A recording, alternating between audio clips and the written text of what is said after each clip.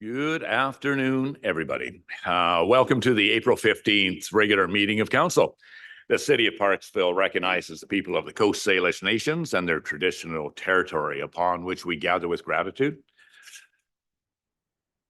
Today up front, we have our consent agenda, council. We have the minutes from the council meeting held April 3rd, 2024. The minutes of the committee of the whole meeting held April 8th, 2024, and also the approval of the council meeting agenda. Do I have a mover and seconder for the recommendations as such? Moved by Councillor Wood, seconded by Councillor Beal. Any errors or omissions? Any discussion? All those in favor? That is unanimous. Thank you. Council, we have one delegation today. We have a delegation from the Ballenas Secondary School Grad Parents Committee for a request for financial support for the 2024 Prom and Dry Grad. Presentation by A. Button, the co-chair of the Ballenas Secondary School Grad Parents Committee, to request financial support for the 2024 Prom and Dry Grad event. Yes, and welcome and thank you for coming. And there's a button second from the right for the microphone. When the red light comes on, you've got it.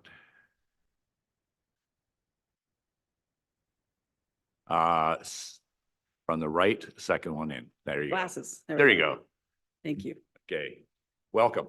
Thank you for having me. Good afternoon, esteemed members of the Parksville City Council. I rise today with a heart full of gratitude on behalf of the Prom Committee. It is with immense appreciation that I thank each and every one of you for granting us the invaluable opportunity to present our request for financial support of this meeting. Your willingness to hear us out and consider our proposal is a testament to the unwanting commitment of the Parksville City Council to the betterment of our community, especially its youth. Prom night holds a special place in the hearts of many students, and your support ensures that we can make it a truly unforgettable and inclusive event for all.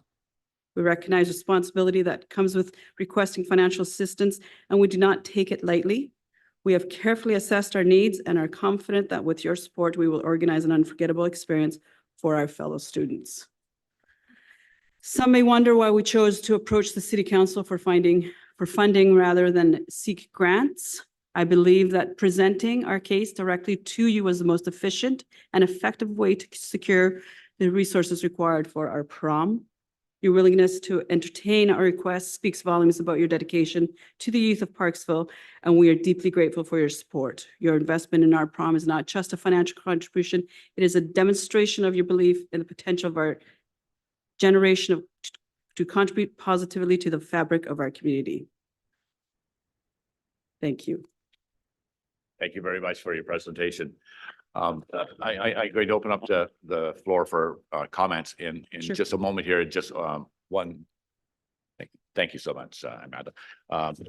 I just want to make a couple of comments for council to be aware of, just so we are aware that currently the City Parksville contributes every year annually to the $500 bursary for Ballenas High School. And so that's already in as a budget line item.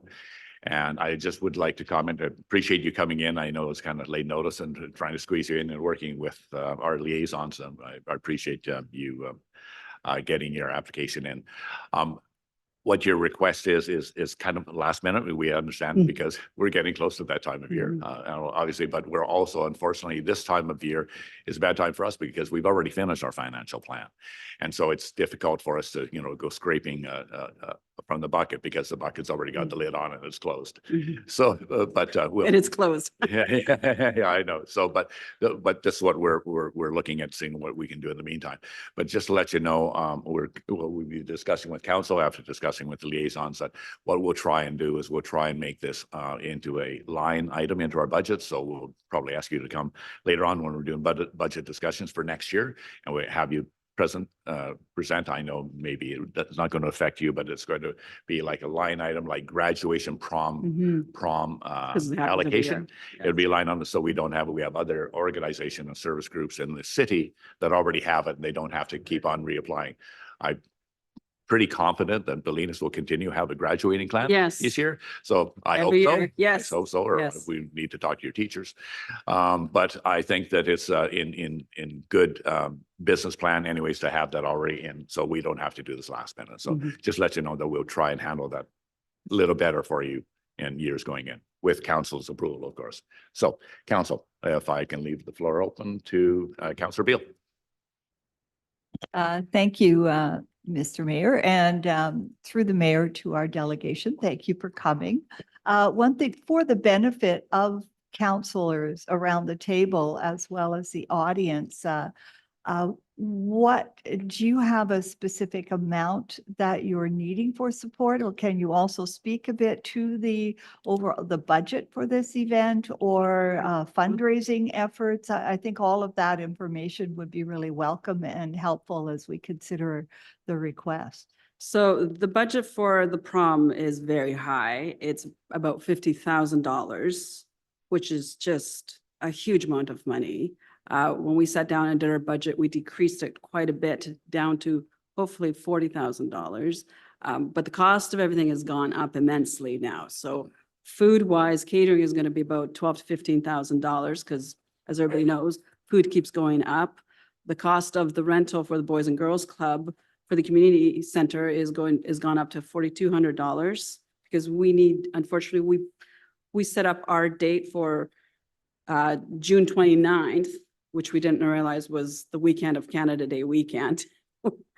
But we need to go in there on Friday night to set up, do the prom Saturday, and then we have to go on Sunday to take it down. Hopefully Saturday night we'll be able to get it down that night, but the prom is from 4:30 till 12 o'clock. If we do over 5 hours over at the Boys and Girls Club, they automatically charge us for a full day. And so we have 3 days plus the cleaning. So it's gone up to $4,200 for the cost for the rental. So we've asked if there's any way that they could decrease it for us. The one way we could do it is if we had a nonprofit number. We unfortunately don't have a nonprofit number. The school district does have one, but they will not allow us to use their number because then the Boys Club will want them to be in charge of this. And that's not what the district wants. So we're raising funds through bottle drives. We've increased the grad fees for the parents. We've also setting up a golf tournament on the 4th of May.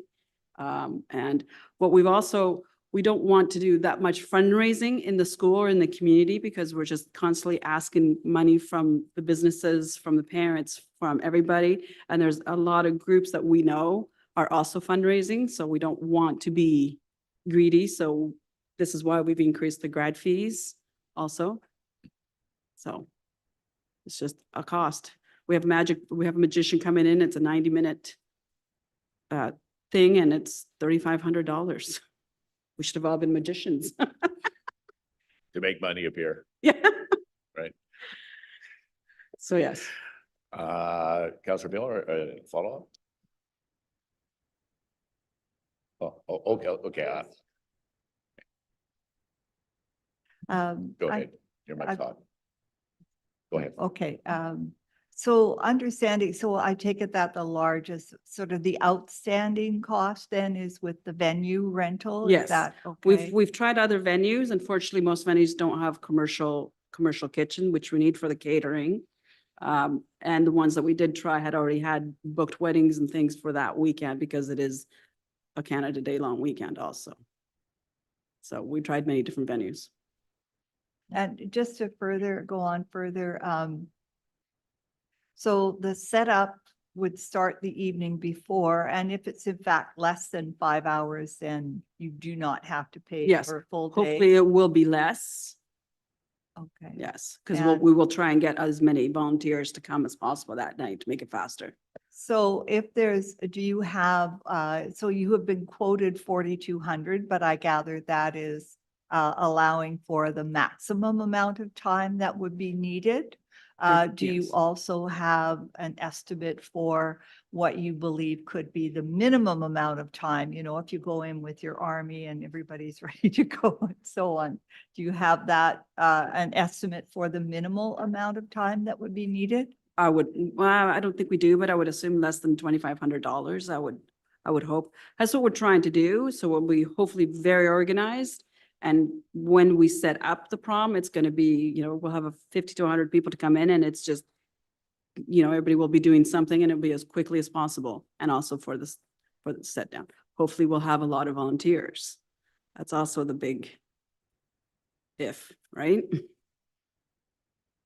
Thank you. So I'm going to the liaisons. Councillor Gore, for those in the audience, Councillor Beal and Councillor Gore are the liaisons for the Ballenas School. And Councillor Gore, I'll give you next time at the mic. Thank you, Mayor. Thank you for coming before the council and all the volunteer work and the hard work that's involved in making this memorable for our students. Much appreciated at this council. My concern is that we have this every year. Like even last year, I remember a delegation coming to us, or a request coming to us. I think the mayor alluded to this, that perhaps the timing this year, if you can kind of give us a background, like why is it last minute this time? Why did it take getting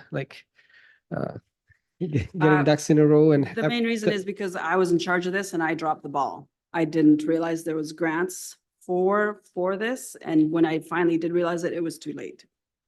So this is why it happened. So it was on me and I made the mistake. Right.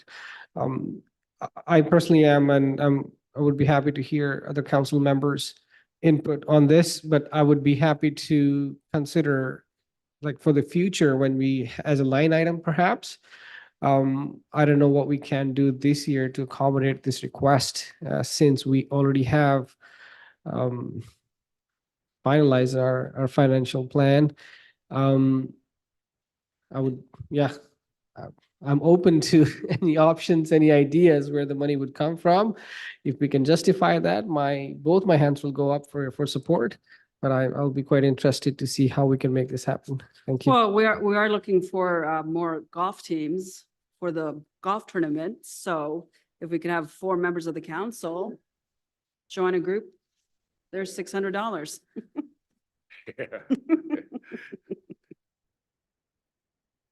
That's great. Thanks, Councillor Gore. Councillor Wood, you had your hand up. Yes, thank you, Mayor. Through yourself to the delegation, thanks very much for the hard work that you're doing. You're volunteering on this. You mentioned you upped the grad fees. What did they used to be and what are they now? They used to be $200. We upped it to $300. Okay. So 100 goes to the school, $200 goes to the parents. For prom. And follow-up question, if I may. Yes. How many students are going to this event or are registered? There's 191 students. Okay.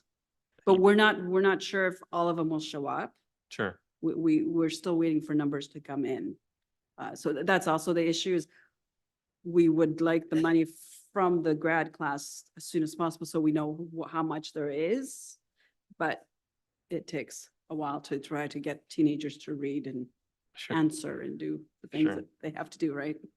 Sure. Thank you. Before I move along, could I just get a clarification on Councillor Wood's question? You said it's $300 now, and then you were saying that the break was 200 and 100. Yeah, we added another $100 to the grad fees for the grad committee. Okay, so 200 was the original fee, and now it's 100. Now it's So 300. it's 300 total. Yes. Okay, thank you. Did you say it adds anything to the school, or did you? $100 goes to the school for the yearbook, for the grad gowns and the caps.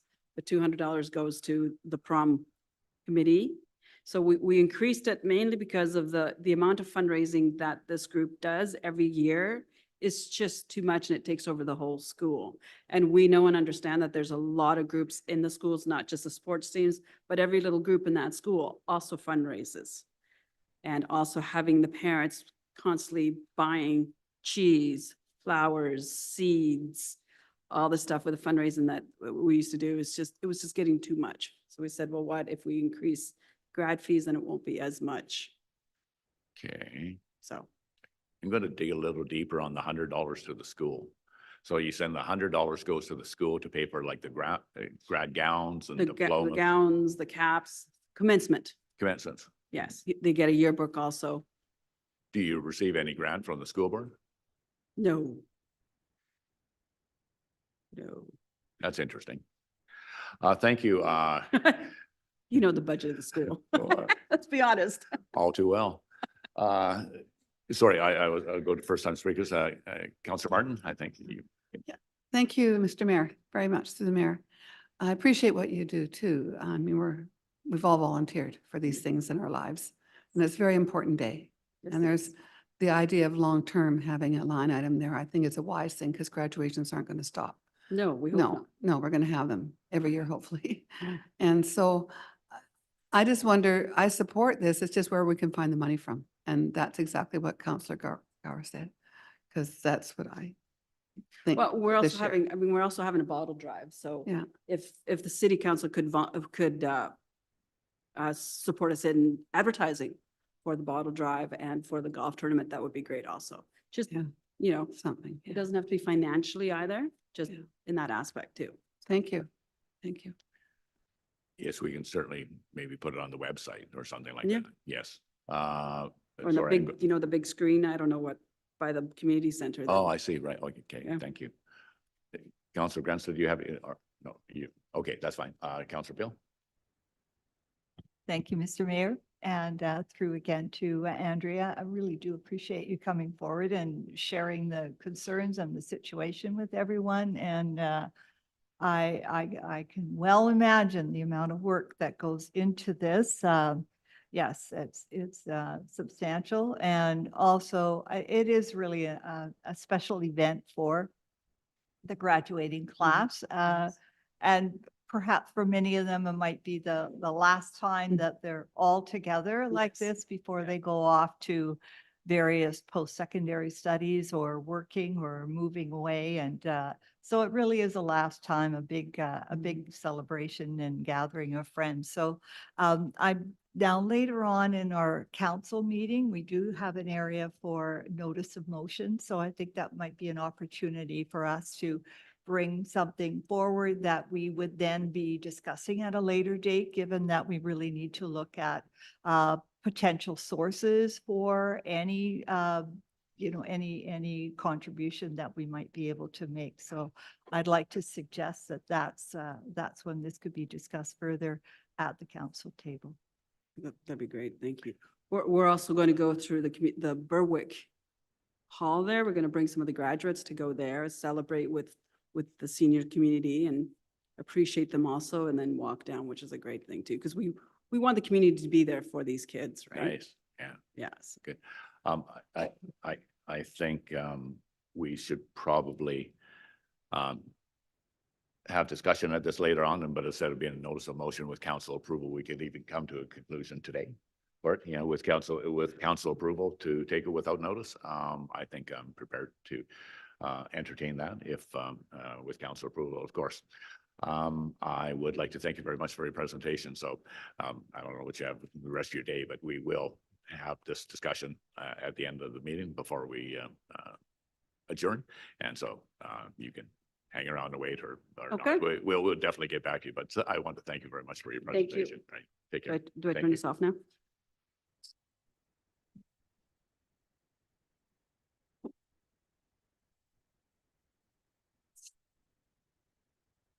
And council, under reports, we have Committee of the Whole from April 8th, 2024 for the Committee of the Whole meeting recommendations or council endorsement of the recommendations from the April 8th, 2024 Committee of the Whole meeting. We have been suggested that we separate these out. So having done so, that request to separate them out, I'll read them out. There's 3 recommendations at this particular time. So I'll call each one of them out first, and then we'll move them out through answer after I complete that. The first recommendation that further action on the Parksville Wetlands Long-Term Plan be deferred until the PDBA lighting project is completed. Number 2, that the approved corporate work plan be amended to identify the PDBA lighting project as a high priority. And 3, that $10,000 be allocated in each of the 2024 to 2028 operating budgets to reflect the estimated increased annual operating costs, including staff, time, repairs and maintenance, and hydro costs associated with the PDBA lighting project, and that this be funded from unrestricted surplus. So council, I'll ask for a mover and a seconder for the first recommendation, as I listed on number 1. Do I have a mover and seconder for that? Or would you like me to call it out again, or you got a good memory? Okay, I'll call it out again. That for the first recommendation, the further action on the Parksville wetlands long-term plan be deferred until the PDBA lighting project is completed. I have a mover and seconder for that. Moved by Councillor Gore, seconded by Councillor Martin. Discussion. Councillor Gore. Yes, thank you. And I appreciate we breaking these down so we can have discussion on each of these items. I do understand the importance of the wetlands management plan that we have. And when it says deferred, and after speaking to our acting operations manager, it's not really changing the timeline too much. So it's, to me, to make the PDBA plan a success and happen, I think it's wise, if the council believes that, to have it put on a secondary slot at this time. So I want to hear what other council members think, but I personally don't think deferring this plan in any way shows that the city is not serious about the wetlands management program at all. This is where I stand on this. Thank you.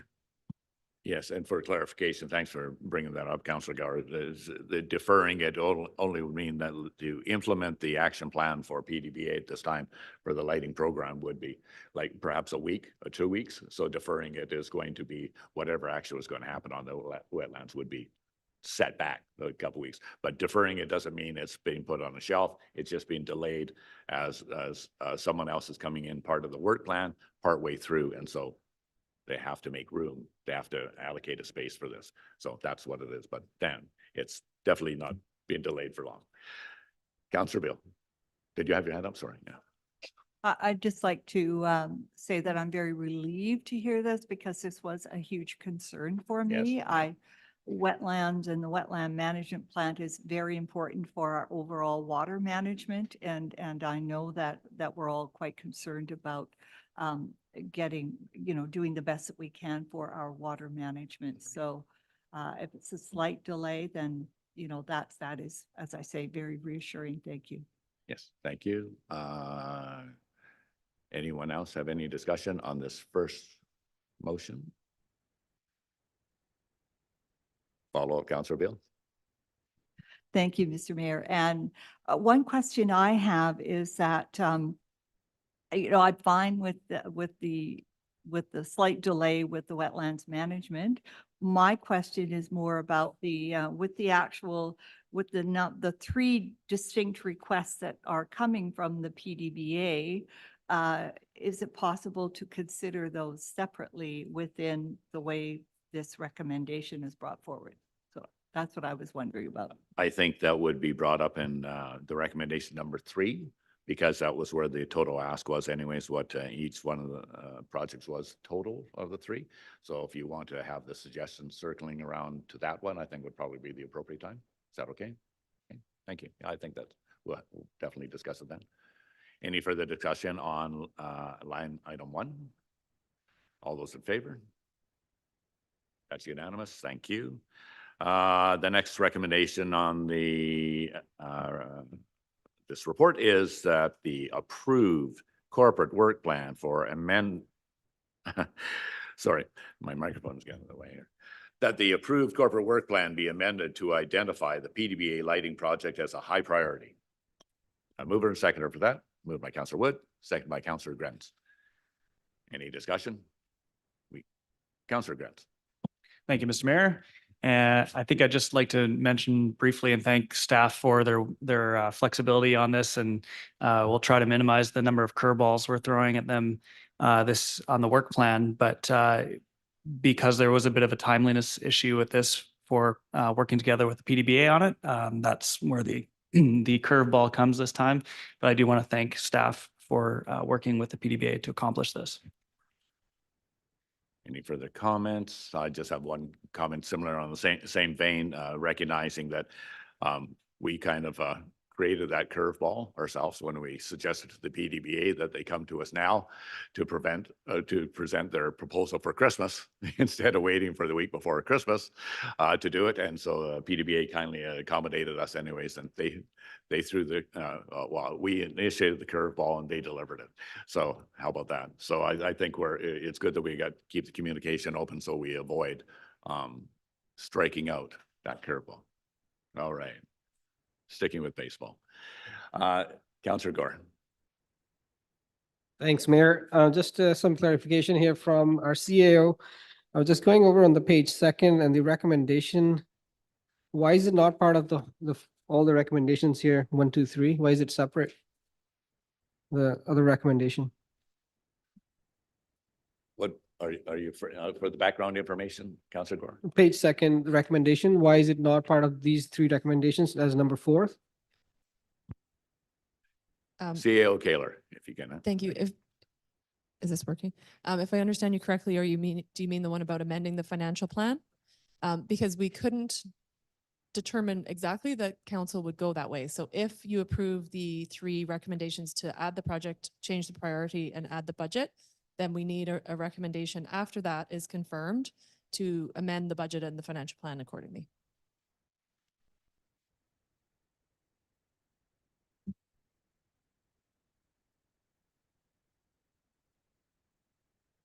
I'm just about to call the question.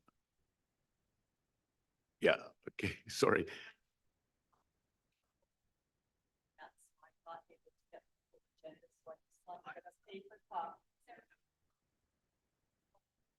Yes, that's fine. Yeah, it's okay to interrupt me. I'll request it if they haven't read your sign language. Due to technical delays, yes, okay. But any further discussion on line item 2? All those in favor? Thank you. That carries unanimous. Are you okay to proceed to the discussion here? So do I have a mover and a seconder for the number 3, that $10,000 be allocated in each of the 2024 to 2028 operating budgets to reflect the estimated increased annual operating costs, including staff time, repairs and maintenance and hydro costs associated with the PDBA lighting project, and that this be funded from the unrestricted surplus? Mover or seconder for that? Moved by Councillor Martin, seconded by Councillor Wood. Now discussion. Moved by Councillor Martin. Go ahead. Do you have anything to say, or yet? We've already discussed it at committee of the whole. We've been having Go ahead. these discussions. However, I support it into the enhancement of our memorial plaza. To get on with it is very important in my mind, because we invested in that, so we have to carry on. We've discussed it last on the 8th. So thank you very much, Mr. Mayor. Thanks, Councillor Martin. Councillor Wood. Thank you, Mayor. I just wanted to make a quick comment, which relates to previous comments that were made, that we appreciate staff rolling with us on this. It's obviously a late budget item and late amendment to the financial plan. And we appreciate staff working with PDBA and working with us for downtown vibrancy. And we also appreciate Downtown Business Association for the work that they put into this so far. I think it's really going to pay off. Thanks. Councillor Beal.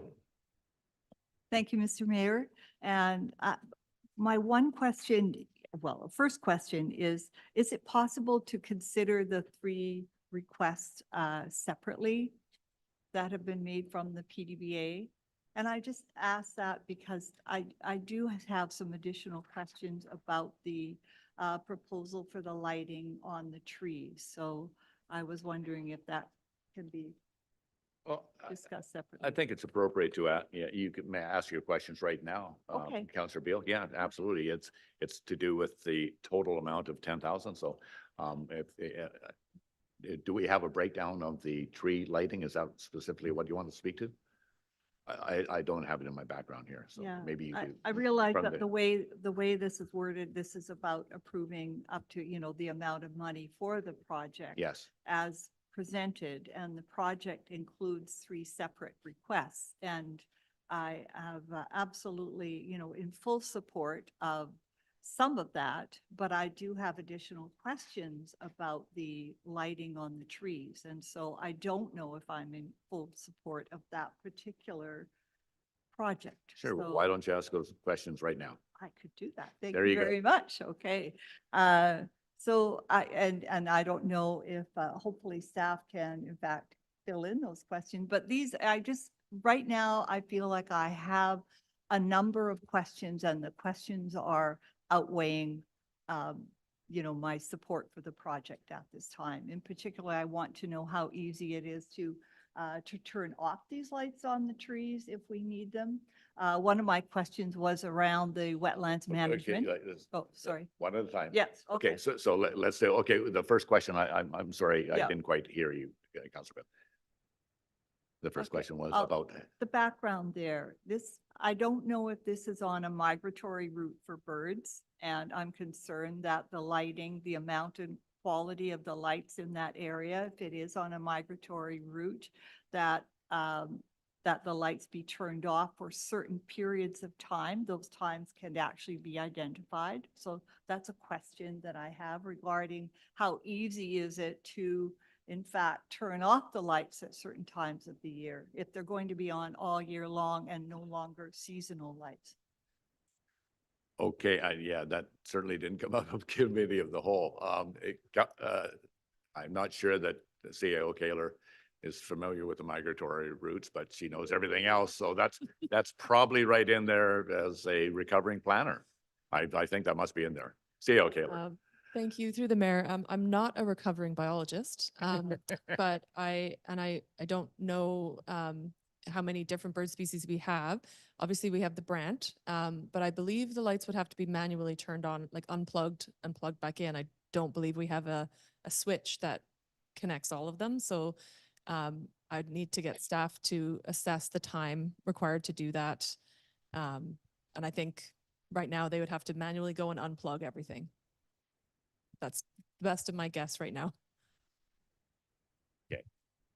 Question number 2. Go ahead, Councilor. Thank you. Yes, I wasn't expecting an answer as to exactly about the migratory birds, but simply, how easy and in terms of staff time for the manual unplugging or turning off of these lights. Another question I have, I'm pleased to hear that the wetland plan would not be significantly delayed, but I'm also wondering about the urban tree plan, because again, I think we've all seen, especially with the climate situation, people really want to have trees, and that plan is important for the health of our community as a whole and to many of our citizens. So what kind of a delay would be anticipated with regard to the tree management or tree canopy, I think it's urban tree canopy plan? Yes, go ahead, CAO Kaler. Thank you. If I may, through the mayor. So we talked to committee that we have one person in that department who is really leading all of the projects. And so what we got from council, or what we received in terms of that discussion, is a priority. And so as council is aware, most of the items on the list are just on there for this year. There's no priority in terms of we want you to do this one first, then this one, then this one. Both the wetlands management plan and the urban forest strategy have been through the public engagement phases, and we've received draft reports and draft information from the consultants. And I believe definitely for the urban forest strategy, the consultant is expected to come to council, but we have to finalize the draft first and make sure that the capacity and the staffing equipment and all of those things line up with what any recommendations might be. So the individual who's responsible for that would now turn their focus to this plan, given the time sensitive nature, until that's done. And then they would go back to their normal work plan assignments. So, it's not, I don't know how much of a delay it's going to be to that, but really this person is going to be just focusing on the PDBA plan until everything that's done is done, or everything needed to be done is done. And then they would be able to go back to their other work. And as we've talked about, this person is in charge of the day-to-day for this department that is right now in the busiest season. So, that takes away from their time as well. So certainly we all make the best efforts, but also to reiterate, we have too much on the work plan already. And so without priority, they really kind of All staff just struggle to get everything done as best and as soon as they can. But when council gives us priority, it is very helpful because we know that when we're delayed on other things, you've given us that kind of license to focus on this plan first, and deliver on that. So we get to everything else when we can, in terms of capacity and day-to-day requests for service. Right, so just to consolidate maybe there, what we're looking for council to do was make a time allocation that to achieve what we need to achieve at this time for the PDBA. You know, when you think about it, if you would look at the work plan for what is asked, you know, like, are we talking a week? Are we talking 2 weeks? It doesn't matter. We have to advise our staff that we're okay with doing that. But it just means the other ones. And so the first one that came up was what's mentioned is the parks or wetlands, which was probably the next thing that was planned for on the work plan.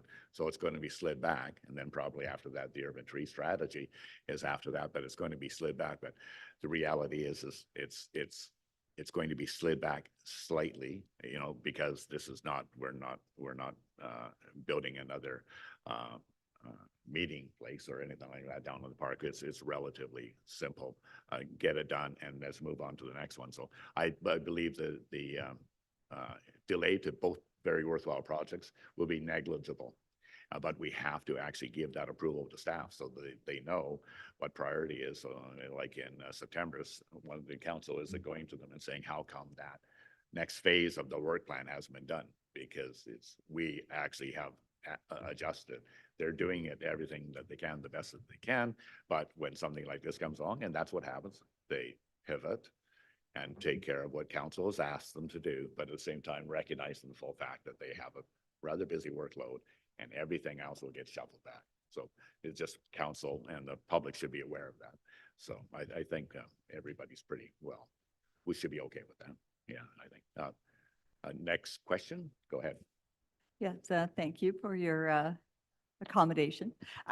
Another question that I have is this in any way a seeming contradiction with the fact that for developers or people who are conducting businesses in area that we want to encourage dark skies, and these particular lights on these trees are exceedingly bright and they're not shrouded in any way. And so again, I struggle a little bit with like that apparent contradiction. And does that cause any issues for us with, you know, planning department or others? Like, I understand that the discussion has been that perhaps going forward and looking to the future, that the lights on trees would in fact be different lights. They might be a softer, warmer light that you often see in urban areas, and they don't tend to cause so much light trespass or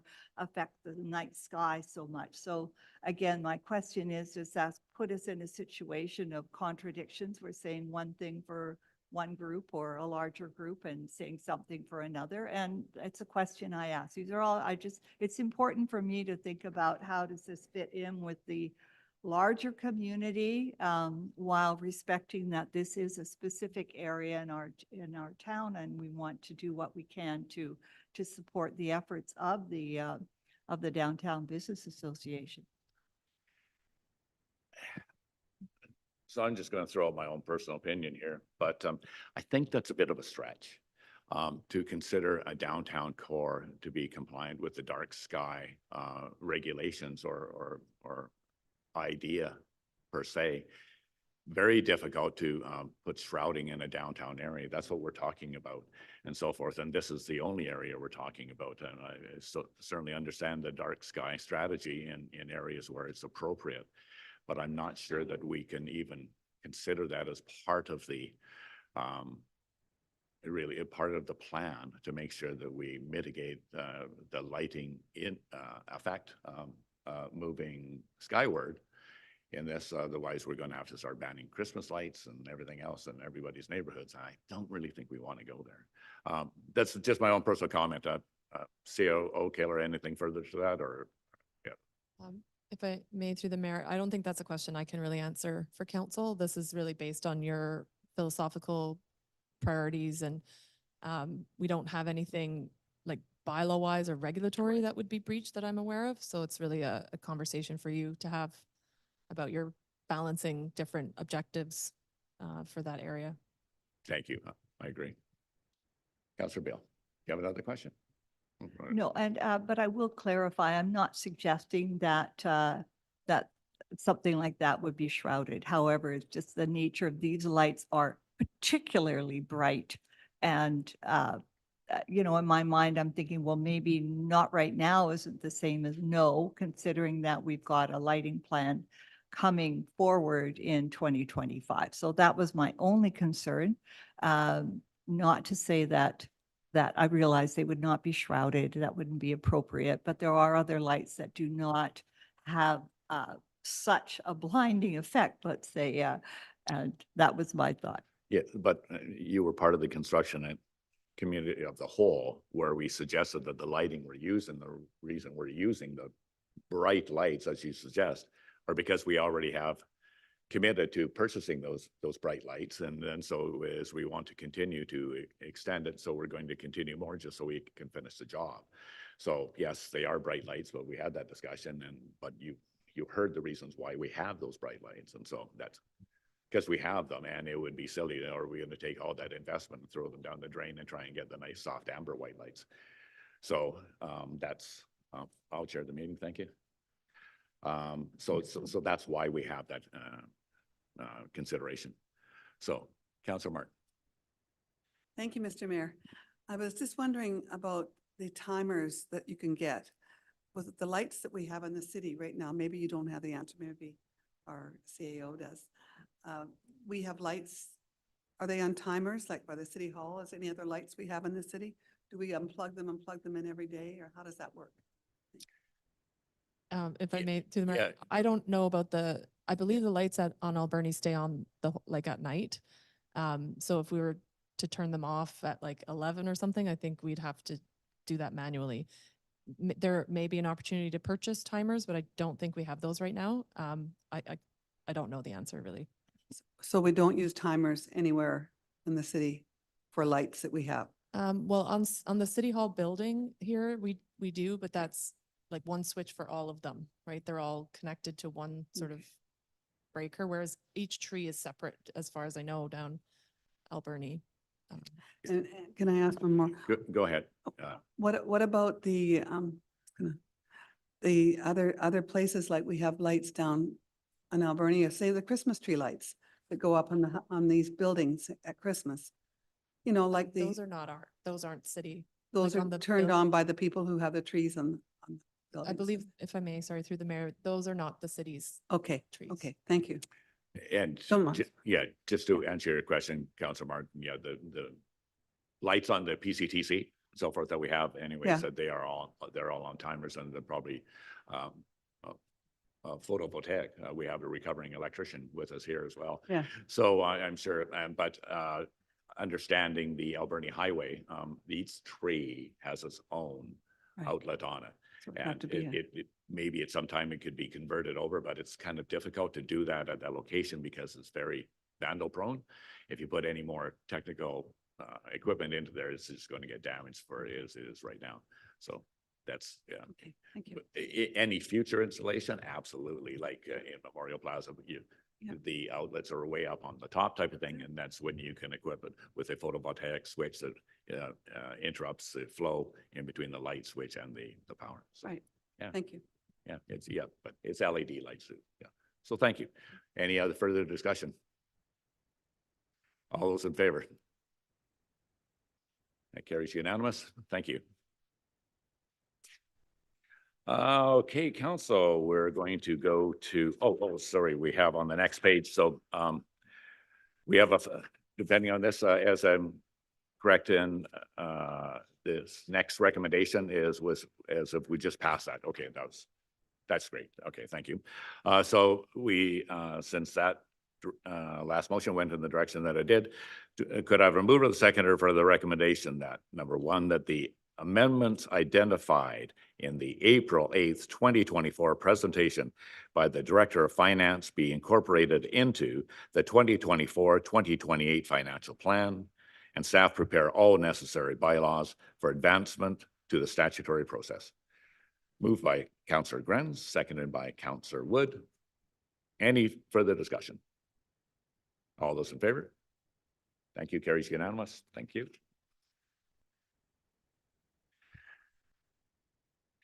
Next report we have on the agenda is the Director of Community Planning and Building follow-up report, consideration of a change to the liquor service hours at Mount Arrowsmith Brewery at 109-425 Stanford Avenue East, for council to provide a resolution to the Liquor and Cannabis Regulation Branch. So, do I have a mover and seconder for the recommendations as noted? Thank you. Do you want it broken up? Okay, thank you. Okay, so moved by Councillor Gore, seconded by Councillor Wood. Thank you, Councillor Gore.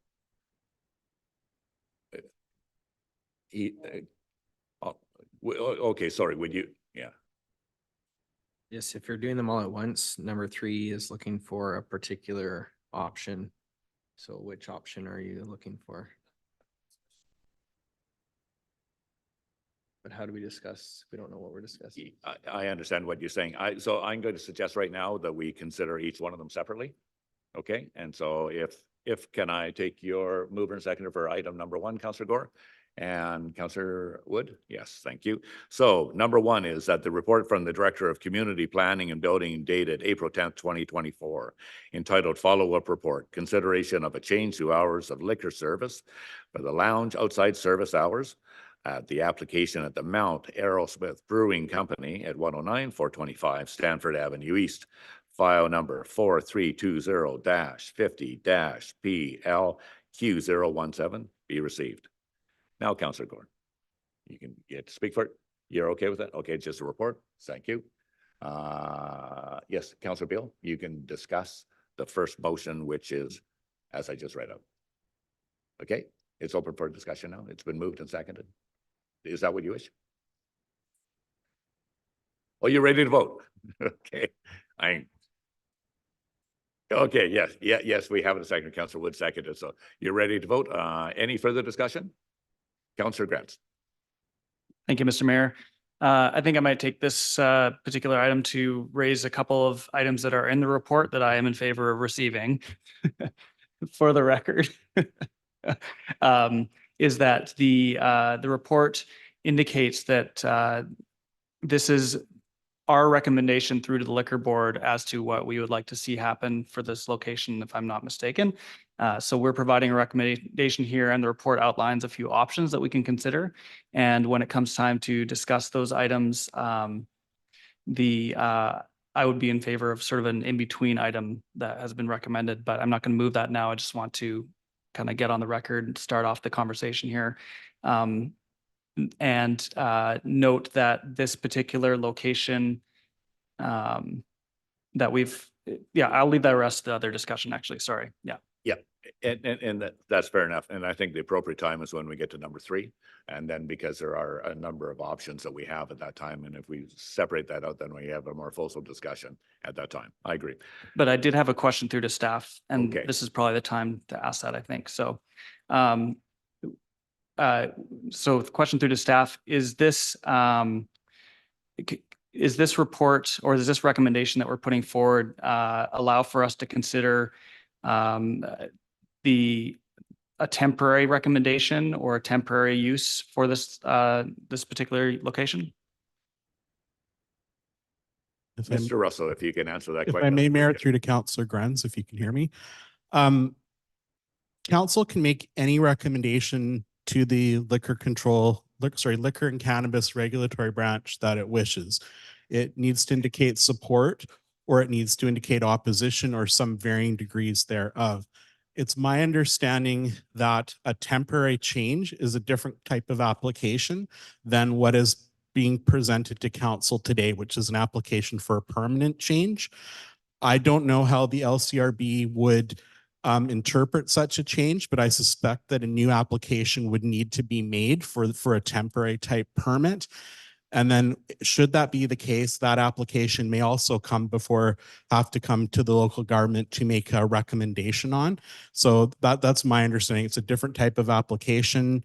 But without having an opportunity to speak directly to the LCRB, given the time constraints, that's my best understanding. Does that answer your question, or do you want to? No, okay, good. Thank you.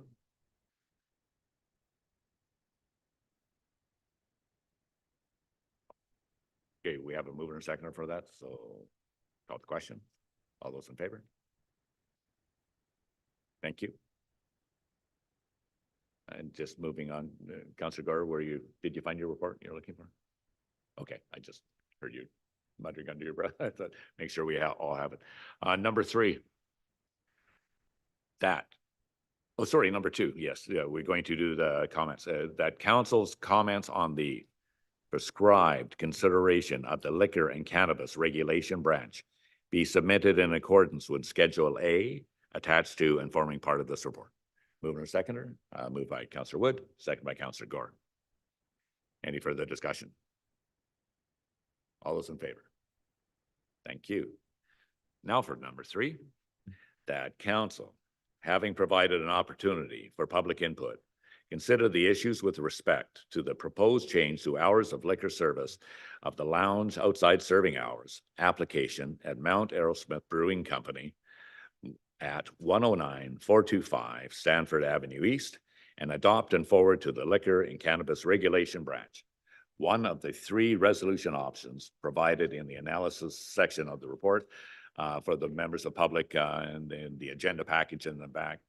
If you don't already have it, there are a number of options that have been presented to council from our planning director of planning, and so that is what's going to be discussed at this particular point.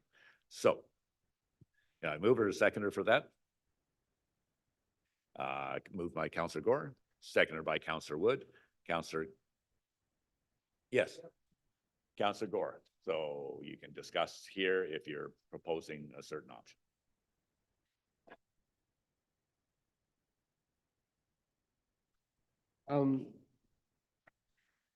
Thank you, Mayor, and through you to council. I'm a bit torn in partial objection to option 3 as objection outright to this request. I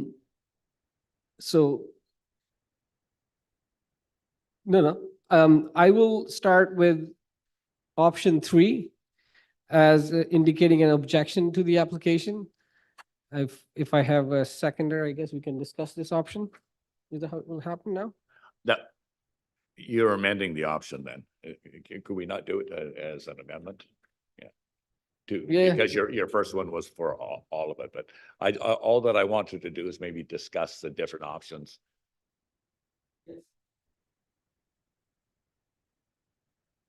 Thank you, Mayor. If I read the third recommendation correctly, if there is a mover and seconder for this, I think we as council can discuss all the 3 options at the same time.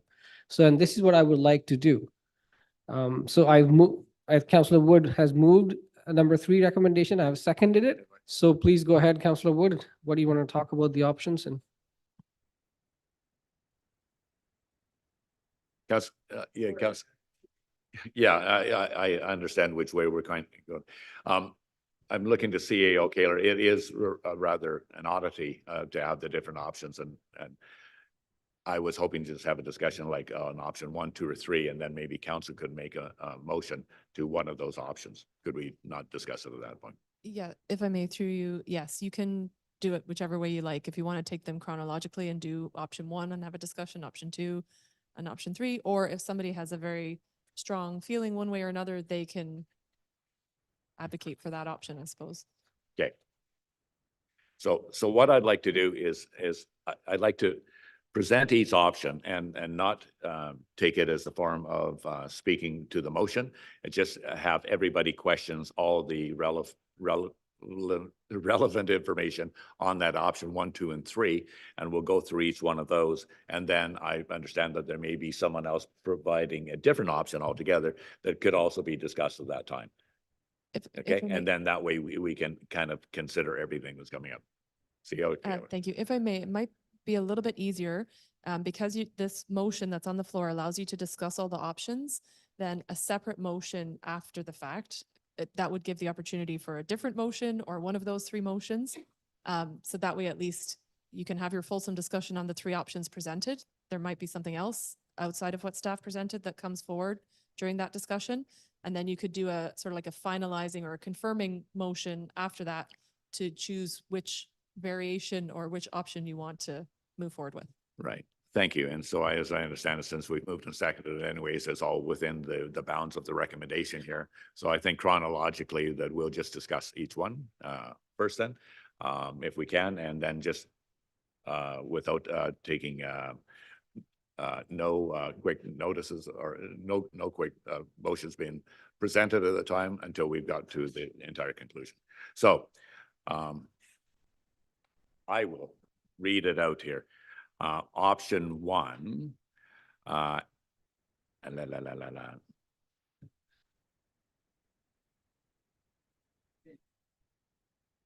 yes, I'm on 18. I'm on 18, yeah. This option provides counsel on trying to speed read it to the end here. Do you want me to start reading, looking at under analysis?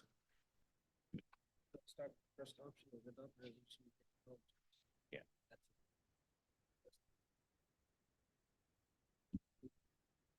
I think, yeah, the abbreviated version, if council's good. So council may the consolidated options are adopt a resolution indicating no objection to the application. Good suggestion. So I'm just going to take it. I'll take it first from the people that started it. Just I'll maybe go around the table. I'm going to go to Councilor Gore, and then I'm going to swing around this way. Councilor Gore. Thank you, Mayor. And I think a lot of the comments here will be a repetition as other options roll in for council to discuss. I personally am not in favor of option one. I do appreciate the applicant and for all their service and the business they've been running in our community for such a long time. I truly appreciate. I've heard really good things about your business. I'm not a drinker, but I have heard personally really good things. But for me to support this at this time would be quite contrary to what I've heard from the neighborhood. And I think you anticipated some sort of pushback and also opposition. I think previously Councillor Wood mentioned that it's exciting to see businesses expand in our community and showing the willingness to accommodate the growth and provide those much needed services for our new residents and visitors alike. However, I'm not in favor of compromising the peace and quiet and the enjoyment of the neighborhood that the people deserve in the area. We received numerous complaints, opposition to this. I think my question here also goes towards the rest of the council. What is the vision for us of this this area? What I see is across the street, we have the Shelley Farm. Then we have other residential developments proposed, the mobile home park. And there's quite a concern from the public to have extended hours of a pub style situation in their neighborhood. I see this quite separate from what a downtown core would look like. Let's say Rod and Gun having this, which it does. So I do appreciate the public reaching out to the council and having their voices heard.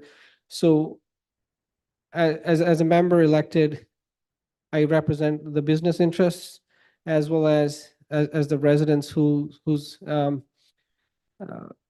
lives perhaps could potentially be affected. And I see that personally. If I were to live to see the noise at night and the commotion and the back and forth and all the vehicles, and it can go way past 12. The pub would shut at 12. I can see further 12:30, 1 o'clock at night, 7 days a week. A lot of folks that live in the mobile home park are retired. And I think a lot of people choose a quiet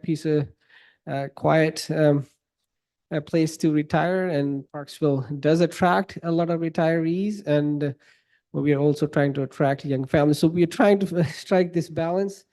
And I think at this time, I do have strong opposition from my community, and I would take that into consideration in not supporting this application. Not having any objection to this application. So I do have objection. Thank you, Councillor Gore. Councillor Fraz.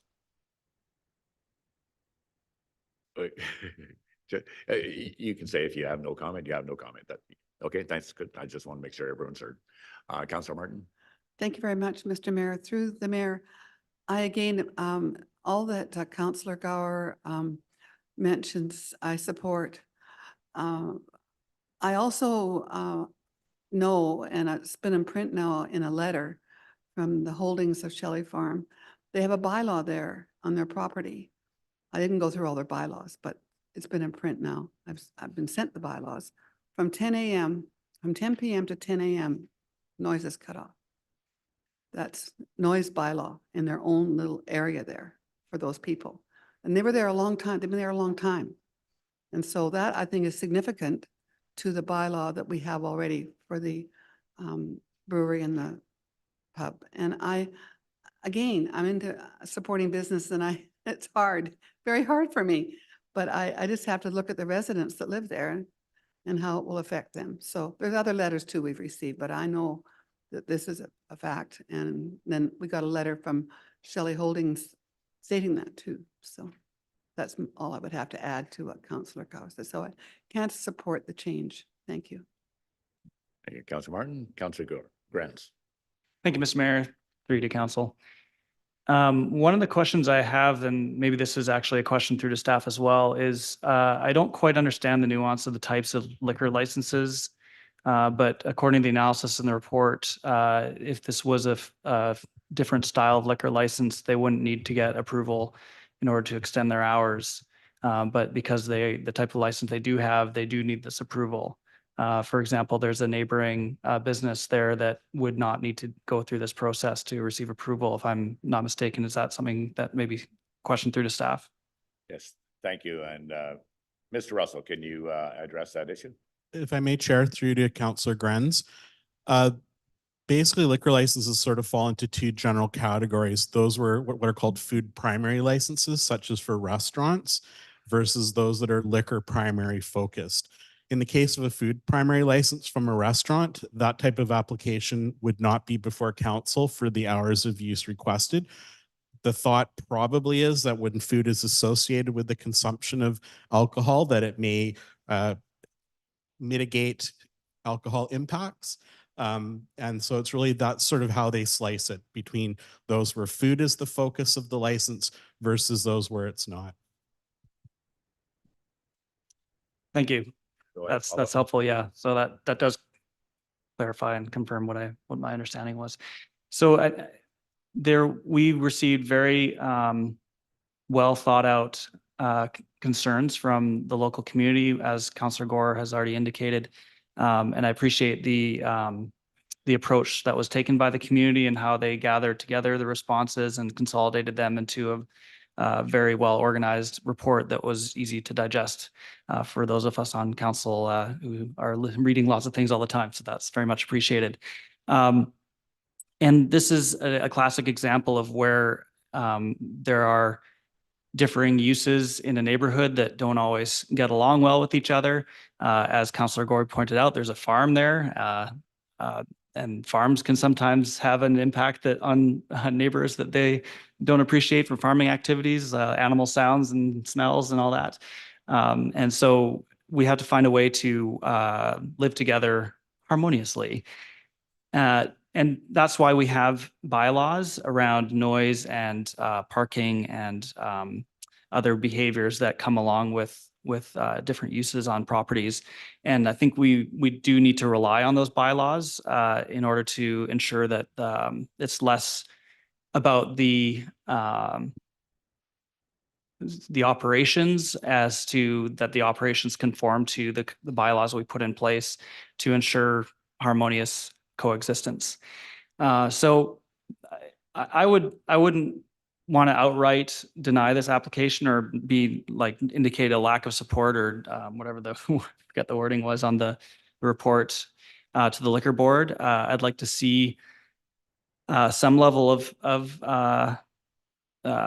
adjustment permitted. I did ask about Councillor Wood's suggestion about doing a temporary, but sounds like that's not exactly feasible.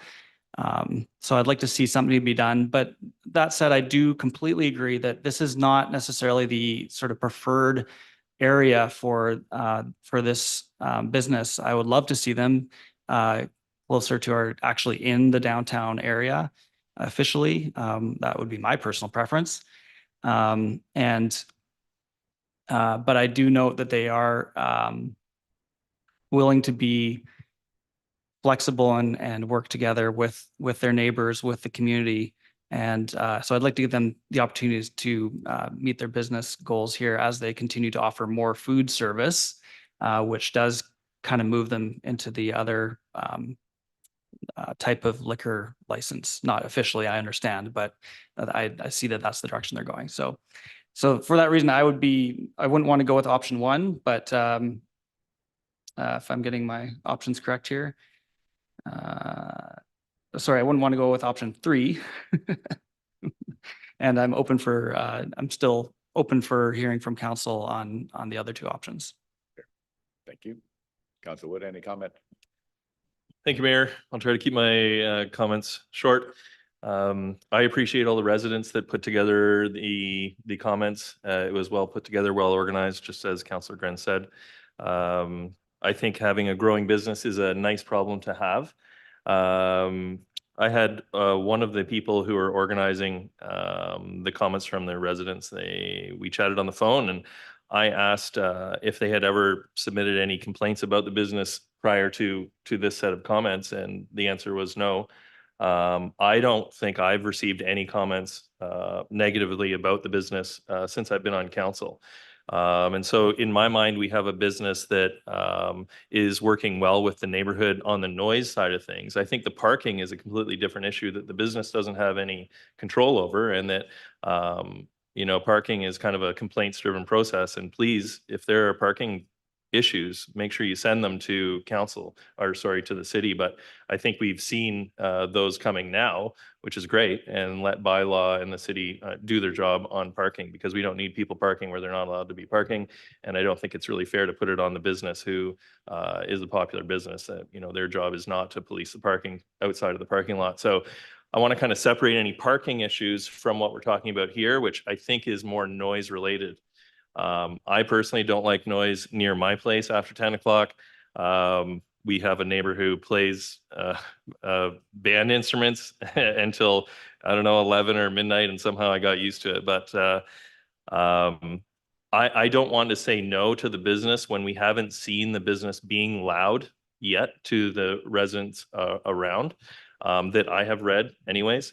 But I also don't want to give a full go ahead just in case when people are, say, being reeled in from sitting outside at 10 o'clock and they either go home or they come inside, and maybe there isn't room for them inside, and maybe there is some noise after 10 o'clock. I wouldn't like to see that on a permanent basis. But what I would like to do, and I don't know how we can do it, and I've asked staff, is to give the business a temporary try, whether it's 30 days or 3 months. And if there are any issues within that time, well, then we know we tried and the issues weren't mitigated. And then we would, not support the application. But if we gave the business a try, parking notwithstanding, then we know that the business is trying their best and we haven't really had any noise problems. That's what I would like to see. And I don't know on a technical side how we can do that. But that's just my thoughts. Thanks. Thanks, Councillor Wood. Councillor Beale. Thank you, Mr. Mayor. And I will also try and keep this fairly brief. I think that that the owners of the business know that I have been very supportive, not as necessarily frequent there, but back when it was first came before council 2 terms ago, I certainly supported the installation, the setup and so on of the business in its present location. And I applaud you for the work that you have done. I will jump to the chase here, though, that I would not support number 1, adopting a resolution indicating no objection. And I do think that this business is very well run. However, I know full well that when people do leave somewhere, if it does to go till midnight, that they might be quiet as mice inside, but when you go outside, there's going to be sounds of doors opening and closing, car doors. People call and just say, even if they're fairly quiet, good night, see you next week, have a great weekend, whatever. And that type of noise really carries, and it's very intrusive for people who are going to hear that, and they will hear that.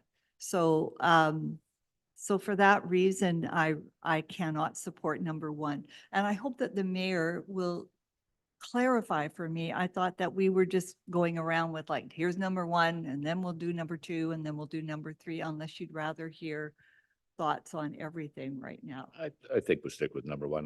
Thank you. There's been some Yeah. comments leaning into the 2s and 3s, and Yeah, but- maybe what's coming up, and And we'll get as- there. I will add one well, no, I'll leave it at that right now. And I don't think we get to decide what type of, ultimately, we're not the ones who make the decision. We're not the ones who issue the license. The But liquor yeah, control branch, Thank you. exactly. Yeah, thank you. Just speaking for myself personally, I actually would go ahead with option 1. I think the business owner has proven to be a very responsible business leader in our community. Dealing in a difficult situation where there is no transition zone in between commercial and across the street is residential. That's a hard line, instead of a transition to light commercial and then going into residential. And that's just how it happened. And unfortunately, and also being a victim of their own success by producing a good product and obviously a varied product that has gained wide acceptance. I also received all the feedback from the various groups that have been in support and non-support. I did recognize that there was an awful lot of letters of support for this. And I want to acknowledge those individuals as well that have said that they totally support the full application to the extension of hours. And they have too indicated their support for it. So we must also consider not just the neighborhood, but all the other letters of support. And I would very chance to guess that if the business owner in this particular case had a sign-up sheet in their establishment, they probably would have had a large amount of signatures all supporting this. They did not do that because that's a little, taking advantage of the situation. And I appreciate that, but they did get letters of support that came in and were forwarded to council. The other comment I wanted to make, as we mentioned before, although Councillor Gore being a non-drinker, I appreciate that and so forth, and that he's still willing to, keep an open mind on it. I just want to give them a commercial that Arrowsmith Brewing Company has a number of non-alcoholic beverages available. You don't have to be a drinker. You can go there and have a good time and have some pretty good food and be with those other people that may have alcohol version of their beverages as well as great food. So just letting you know that certainly you should not exclude yourself from this opportunity. So I would say I was going to go for support of option number 1 because that was what they asked for. But I also I took a sneak peek and I see that option 2 and 3s are maybe going to be a little more palatable for the greater bulk of the community. So I'm going to hold off on giving my full nod to number 1 because I think that there's other options coming through. But I wouldn't want to jump the gun and give my opinion on that before its term.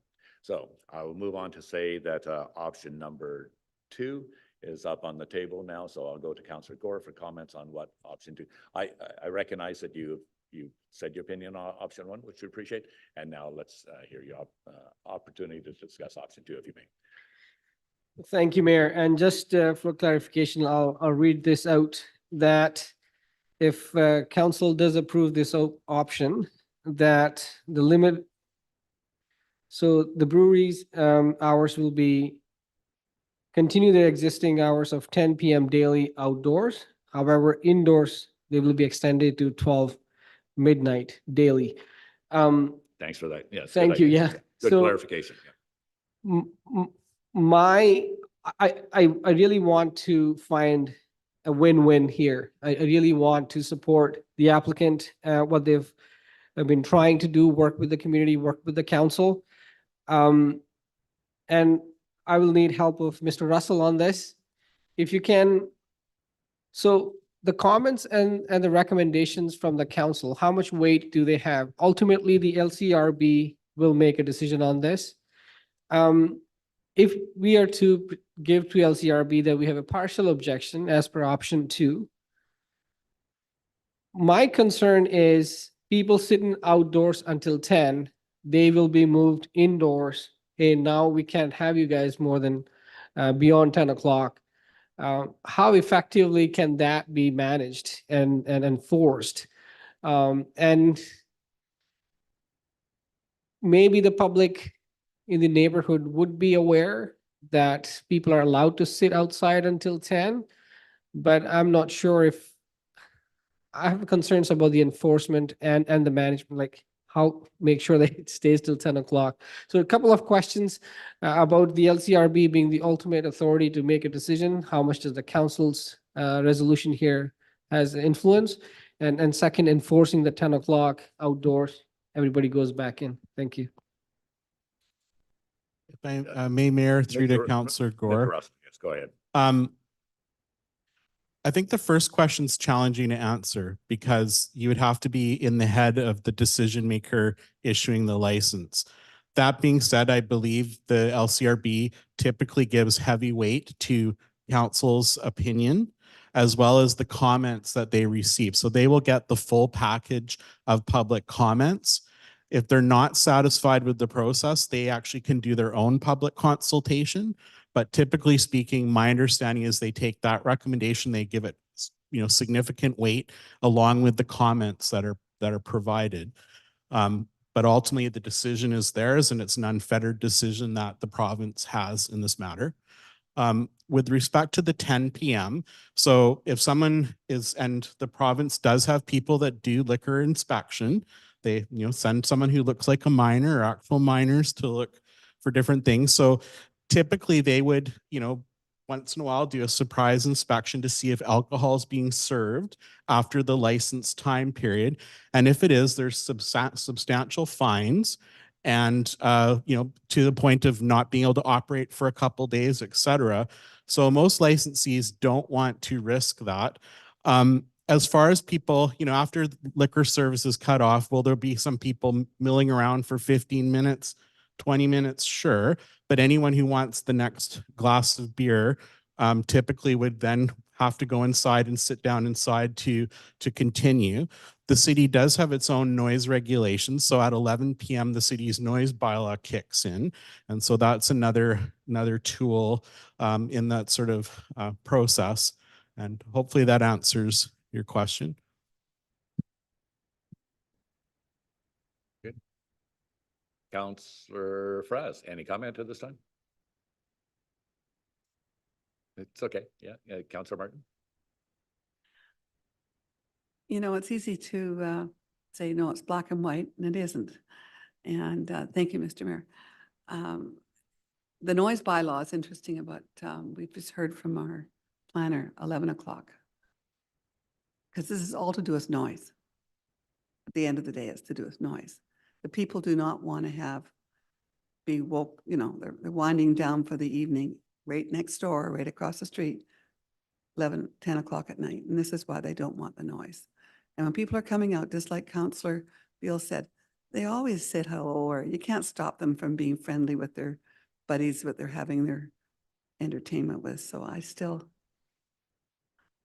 like to have a compromise, but I don't know what it could be. So thank you. I'm not sure if it's totally black and white. I prefer to think it's more amber. Anyways, just saying. Councillor Grant. Yeah, so option 2 provides some nuance to the yes or no recommendation piece, and there's one recommended in here, but I'm assuming that's not necessarily the only recommendation we could put forward. It may be possible that we put forward, say, 11 PM when that corresponds to the noise bylaw kicking in for either indoor and or outdoor, I would assume. So I'd definitely be interested in looking at one of those. Like, that we do have, in that case, the Liquor Control Board, as well as bylaw, as mentioned by our Director of Planning, that would be able to enforce the bylaws. But as a background to this discussion, I think it's also worth raising the point that the Parksville and Qualicum Beach Tourism Association has been trying to work on getting more businesses open past 8 PM. And I understand this one's already past 8 PM, but this is a sort of community-wide effort to try to encourage businesses to stay open longer, especially during the tourism season. So we can hopefully keep that in mind when making decisions around that. Yeah, so I don't know if I have a recommendation that I would bring forward on this, but perhaps we do look at harmonizing with the noise bylaw as an option for staying open on the indoor and outdoor. Thank you. Councillor Wood, any comment? Thank you, Mayor. I feel like my first comments were quite fulsome, and so I'm going to mirror Councillor Fraz's comments on this round. Got it. Copy. Councillor Beal. Thank you. Thank you, Mr. Mayor. Could I actually get clarification on the noise bylaw? So is it noise after 11 o'clock? Is that the thing? Is it 10:30? Is it, when I had the band next door to my place, we reached an agreement, 10:30 was it. But anyway, if we could get the official Just next door. Yeah. Keep on talking, Councillor Yeah. Beal. They're looking up the bylaw right now. Okay. Oh, all right. Carry on. Okay. You- But I will also echo Councillor Martin's comments that this is about noise. It's not about the business. The business is an excellent business, no doubt, no doubt. Also picking up on a comment that Councillor Grenz mentioned, I agree that the Tourism Association is interested in wanting to encourage additional businesses, but also particularly in the downtown area. And like it or not, this business is not in the downtown area. And, but I do appreciate that. I don't think there would be an issue. If this was the chosen option, there would not be a problem in my mind with getting the outdoor clients to, move indoors. I mean, I've been there outside myself and it was like, okay, no, you can't get any more pizza, and people do last call, and the fines are substantial if businesses do not go along with that. But I still and all come back to the noise, and midnight is just, people go out, they're going to hear the cars, et cetera. It's just too late.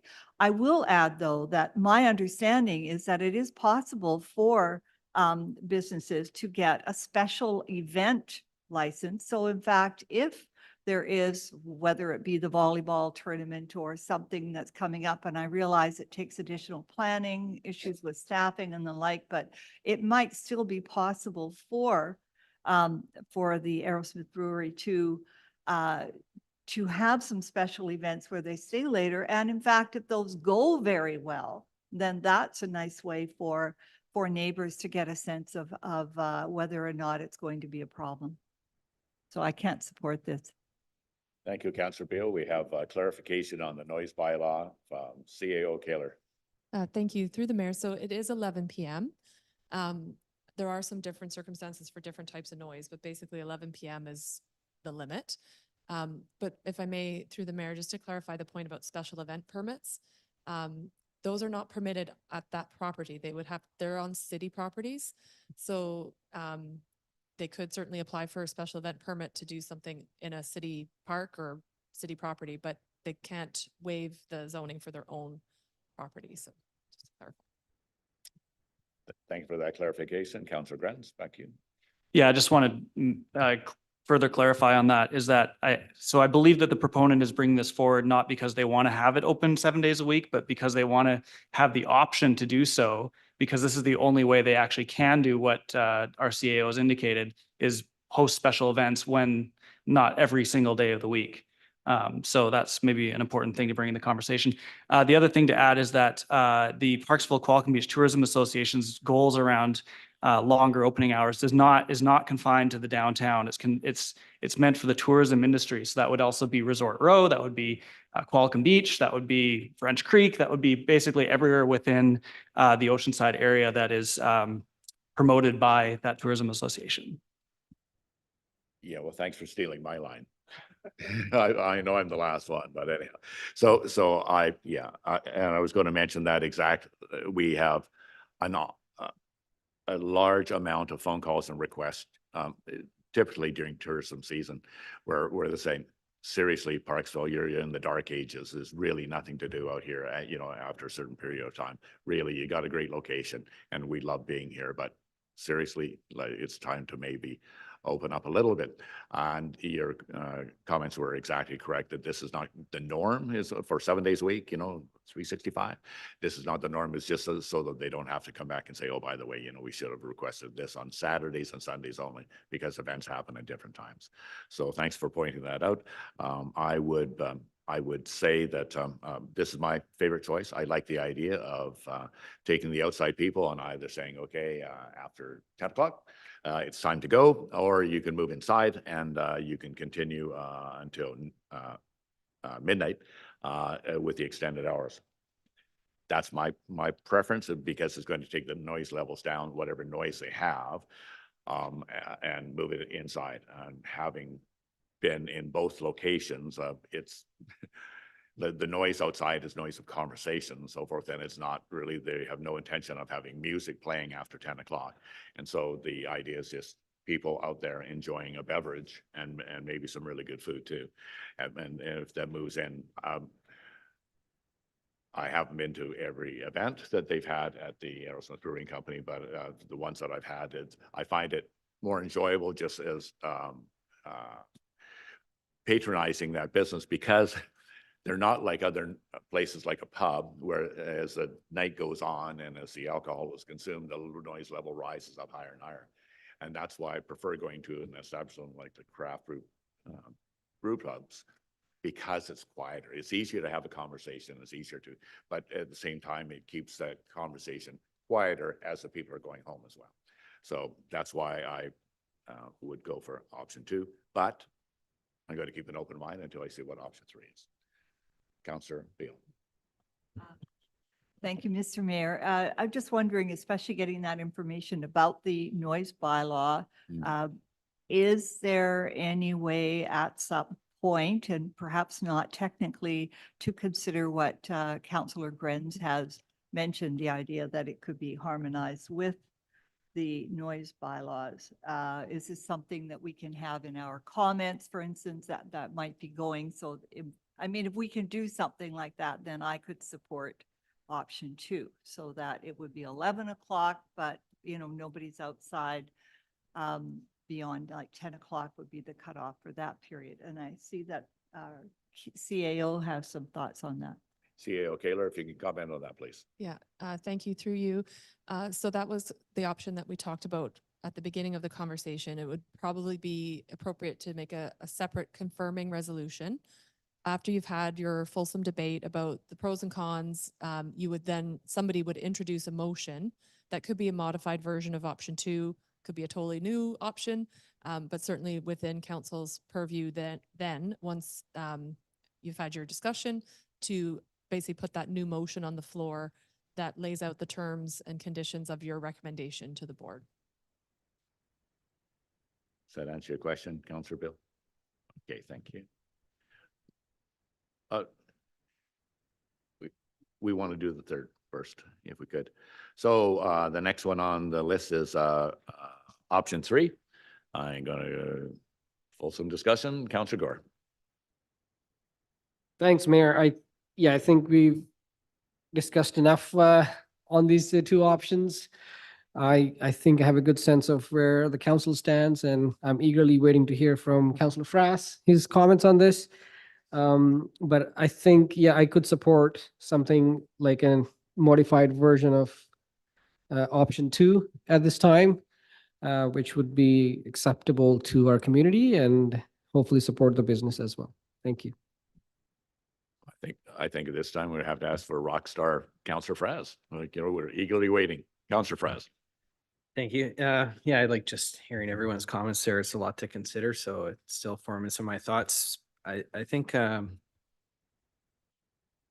for me, number two is where I'm mostly landing on a compromise of it. I do think that bringing people, stopping liquor service outside at 10 o'clock is an important part. We've already heard that from the business owners, that was their intention. So it reflects what they're looking to do anyways. When I look at the 7 days a week, looking for this blanket, 12 PM, even though they said that's not their intention, I do think that the application should reflect their intentions. I think it should have things like if Sundays, particularly being a day of rest for people and starting the work week, that's a day when I think community would be expecting some kind of relief out of there. I think perhaps that is a day when the operating hours shouldn't change, maintain 10 o'clock. Through the rest of the week, I think 11 o'clock would be more appropriate. Not that we get to go through and pick apart this application or put it forward, but that's what, you know, if I was putting together, that's I think what I would have been asking for.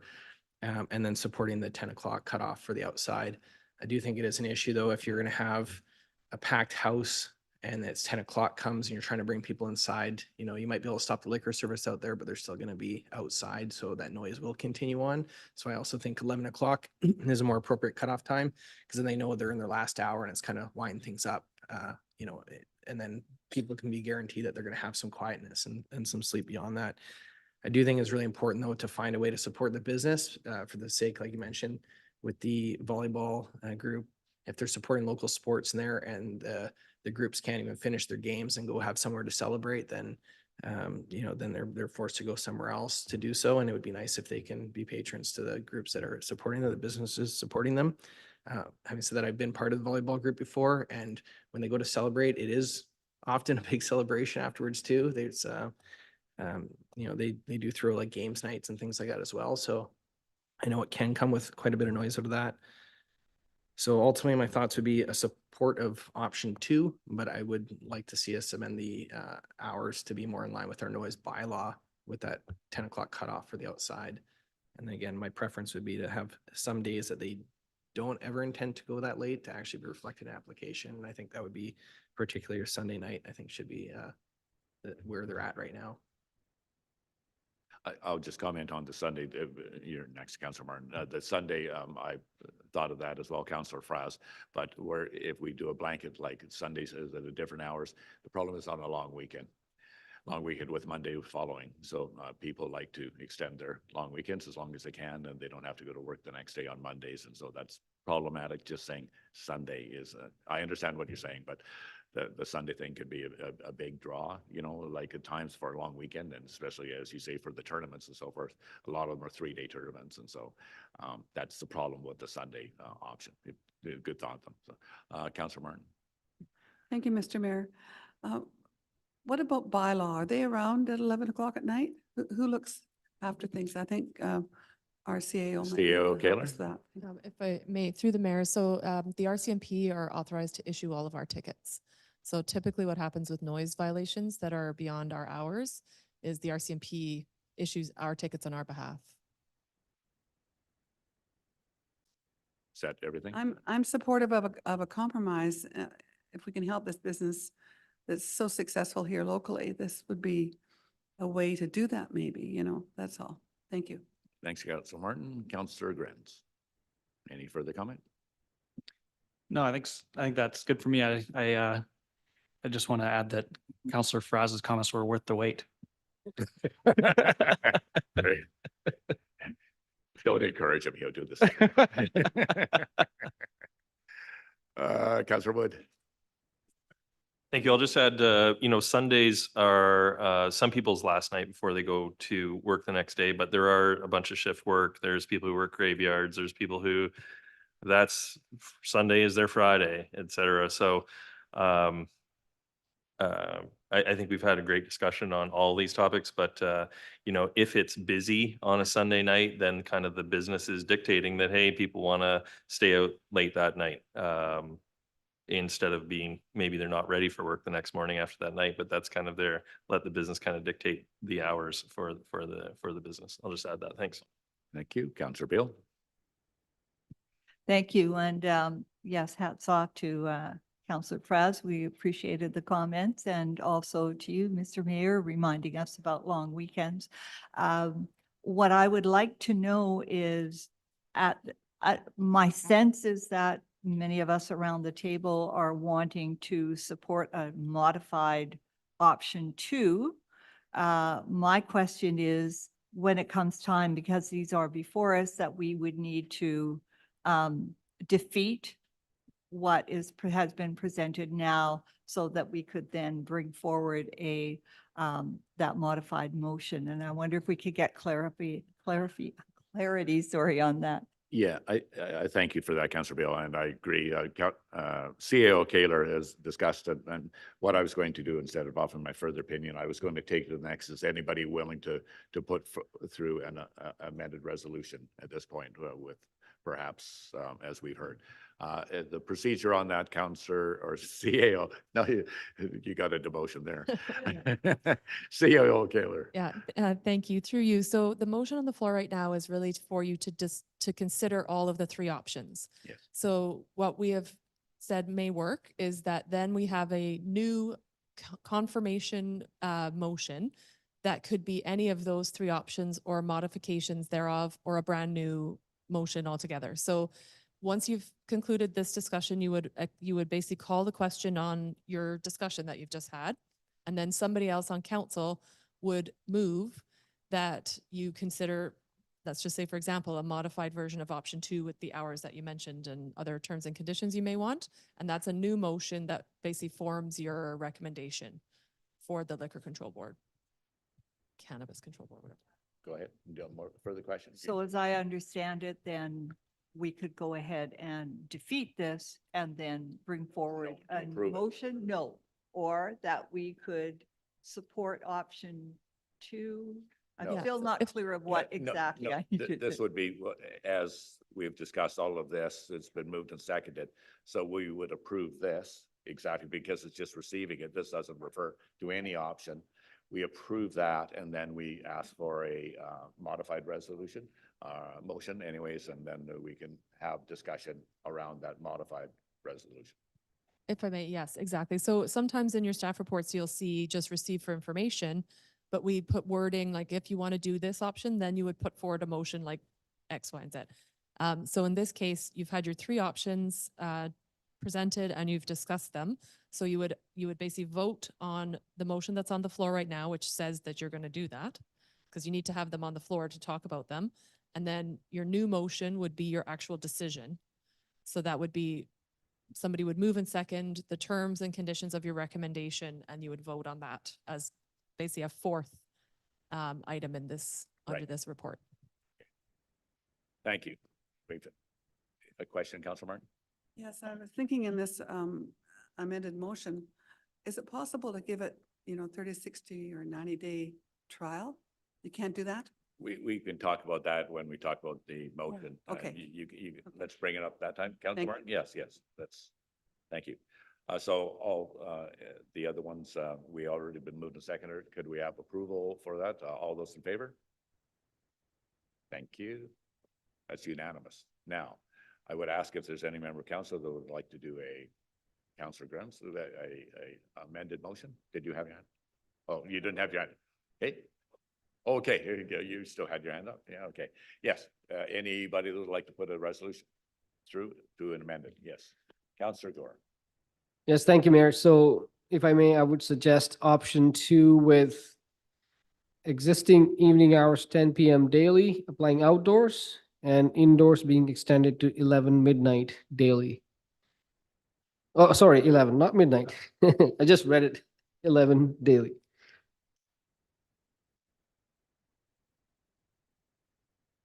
Sorry, 10 p.m. outdoors and indoors 11 daily. Yeah.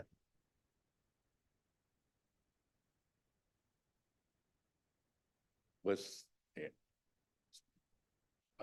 Wasn't it for 12? Okay. Yeah, to harmonize with it. 10 and 11, 10 outside and 11 indoors. Thank you. Seconded by Councilor Beal. Yes. Discussion. I mean, if you have nothing to say. Just then a few, yeah. yes, I think after hearing every council members, and I think this is a good compromise, taking into account the neighbors' concerns. As Councillor Grans mentioned, making it in line with the noise bylaw. And making sure, yeah, people have left the premises by 11 and people can finally be at rest and see that there will not be any noise. I think this is a good compromise. Thank you. Councillor Beal, you have next call. Thank you, Mr. Mayor. And yes, I think that I do want to extend thanks to all the fellow councillors here for the wholesome discussion and fulsome, and the flexibility with coming up with something that does hopefully encourage our business owners, as well as respecting the needs of people to have some quiet in their evening. I also hope that the business, when the time comes, assuming this goes forward and is approved by the authorities at the provincial level, that there's, a very big sign that people have to duck under. Shh, we have neighbors, that, no, just respecting the neighbors. I imagine that there are many return customers, and after a while, if they get that message at the beginning, that hopefully it will really take root. No, thank you. Thank you. Councillor Wood.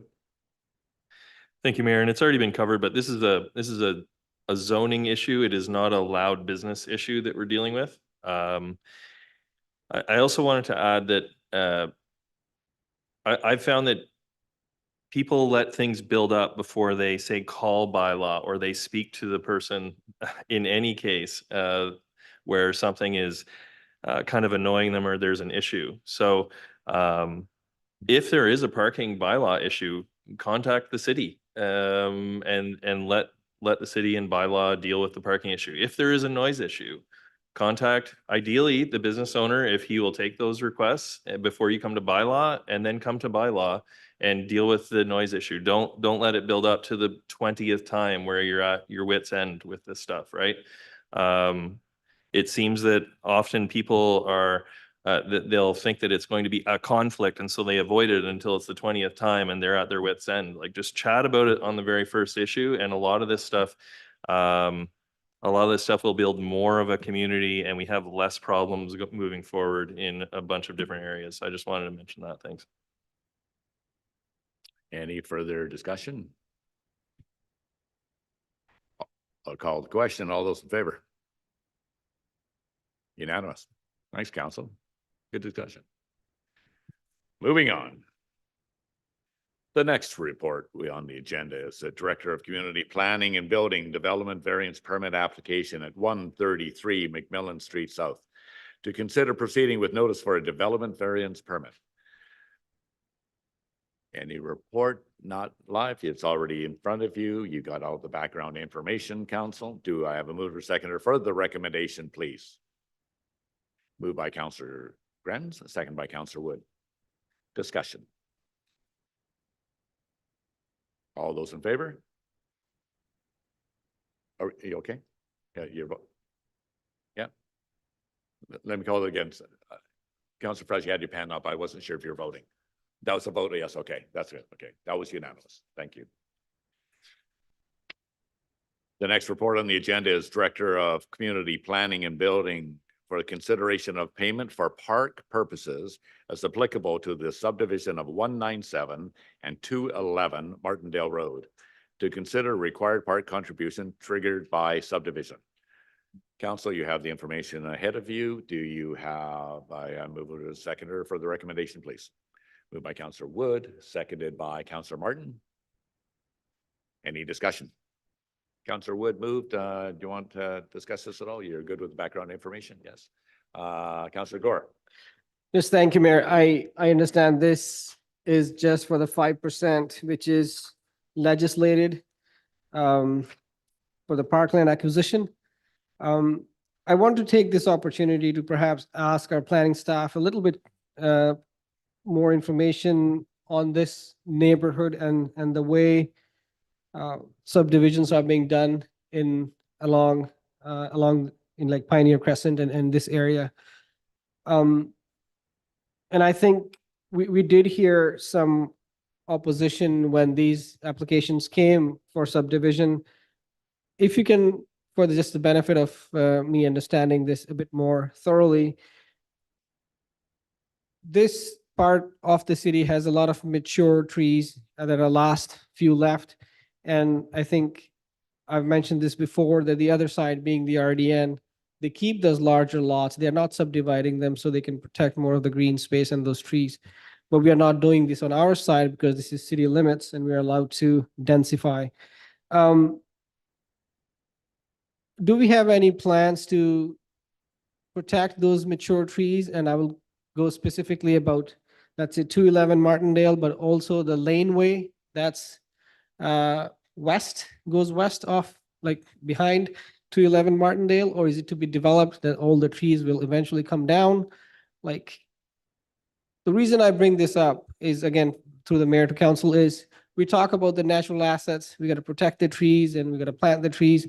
But also when we have the opportunity on city-owned land, which is the lane, are we going to maybe switch gears and say, hey, this, we will not develop the lane. We would rather protect the lane because this has those natural assets that we now know are so valuable in climate change and all those things, keeping the area cooler, protecting the river. So if you can speak to that, please. Thank you. Sorry, if I may, through the mayor, we, just for a point of order, we have to be discussing this particular property, so. Yes, and I agree, CEO Kaler. I just wondered if I was doing anything different. We're considering a particular application here, but we're not actually talking policy at this particular point. I think if you wanted to have a further discussion at that time, you might want to make an appointment with our planning to see what the direction is and so forth. Thank you. Councillor Press. Just want to make a quick comment in regards to this. Typically, when it comes to cash in lieu of parkland, I carry the view that, I think parkland isn't valuable for our community. But there's a lot of times when it's appropriate to take the cash in lieu. This one, I think, is one of those times, particularly because of all the parkland that is very close and nearby to it. I don't think it's removing the opportunity for people to get out to the park for that area. If it was in a little bit more secluded of a spot where the parkland was more valuable to that neighborhood, I think that I would be supporting taking the parkland in exchange of it. But with this being so close to the estuary, where the parkway trails at, with the river access nearby, I think the cash in lieu is going to be a good move for it. And I think the subdivision and the housing in that area is more important to put into that spot than trying to put a little pocket park that maybe would be difficult to maintain and have, I think, just a kind of benefit overall. So the cash in lieu, I'm in support of for this one. Thank you. Further comment? Councillor Bill. Thank you, Mr. Mayor. And further to Councillor Fradd's comments, I too agree that cash in lieu is the best route to take in this particular case. There's a little neighborhood park, which actually the park master plan identified as a pocket park, but nonetheless, there is a neighborhood park fairly close by. And in our parks master plan, the goal is that people anywhere would be able to, let's say, have a park within, I believe it's 800 meters that they could get to. So there is one, and certainly it's coming up that in the coming year that there will be some improvements made to that park. And I know that the neighbors have worked on that as well as the city with the COVID grant working on the Shelley Hall or Shelley Community Center there, which also is a benefit both to neighbors, but also to the much larger community. But I do have a question as well. I'm just wondering, with the money that goes into parks, can it be going towards park maintenance as well as park acquisition? And I am thinking about the fact that in this park that's not too far away, that is very much in need of some improvements, is it possible that some of this money will in fact increase the options for developing the park sort of to its fullest? Thank you. And CAO Kaler. Thank you for the question, through you, Mayor O'Brien. When we get land or cash in lieu, it can go towards improvements and acquisition. So it's not operational for maintenance, but if you're building a playground or even furniture, but so it has to be a capital investment. So the reserve says lands and improvements. So yes, to answer your question, we can acquire new land and then improve existing parkland, but we can't use it for staff time to mow or whatever. Good with that. Thank you. Councillor Martin. Thank you, Mr. Mayor. I was just wondering, is there bylaws about taking the trees down, like how many trees, or can they clear cut the whole thing just because they want to? For example, where I lived at one time, we weren't allowed to grow a hedge that would block someone's view. There was a bylaw about that. And I'm just wondering, is there a bylaw to do with these trees? This is I don't know how it yeah, works. This is a private piece of land, but I know. anyways, CAO Taylor. Yeah, thank you through you, Mayor O'Brien. So we do have a tree bylaw in the city, and there's certain conditions and parameters when you, basically it's to stop frivolous removal of trees, I would say. But there's also some things like if you get a building permit to build a house on a certain footprint on private property, you can't have a tree in the living room. In Hawaii, they do sometimes have that, but that's not recommended for here. So yeah, it's sort of balancing that, you know, the zoning allows for certain uses and you can't use a tree bylaw to prevent someone from using their land to the full extent of the zoning. That being said, where we are able to regulate trees, we have a tree removal bylaw that also applies to pruning, excessive pruning, that would essentially kill a tree. And there's a permit process through the planning department if you're not doing the removal for some other purpose. So like if you're not clearing your building site. And also maybe if I may, just to build on your point, we don't regulate hedges or the heights of vegetation, but we do have a fence bylaw that regulates the height of fences and then also the cumulative height of fences and retaining walls. Thank you. All those in favor? Thank you. That's unanimous.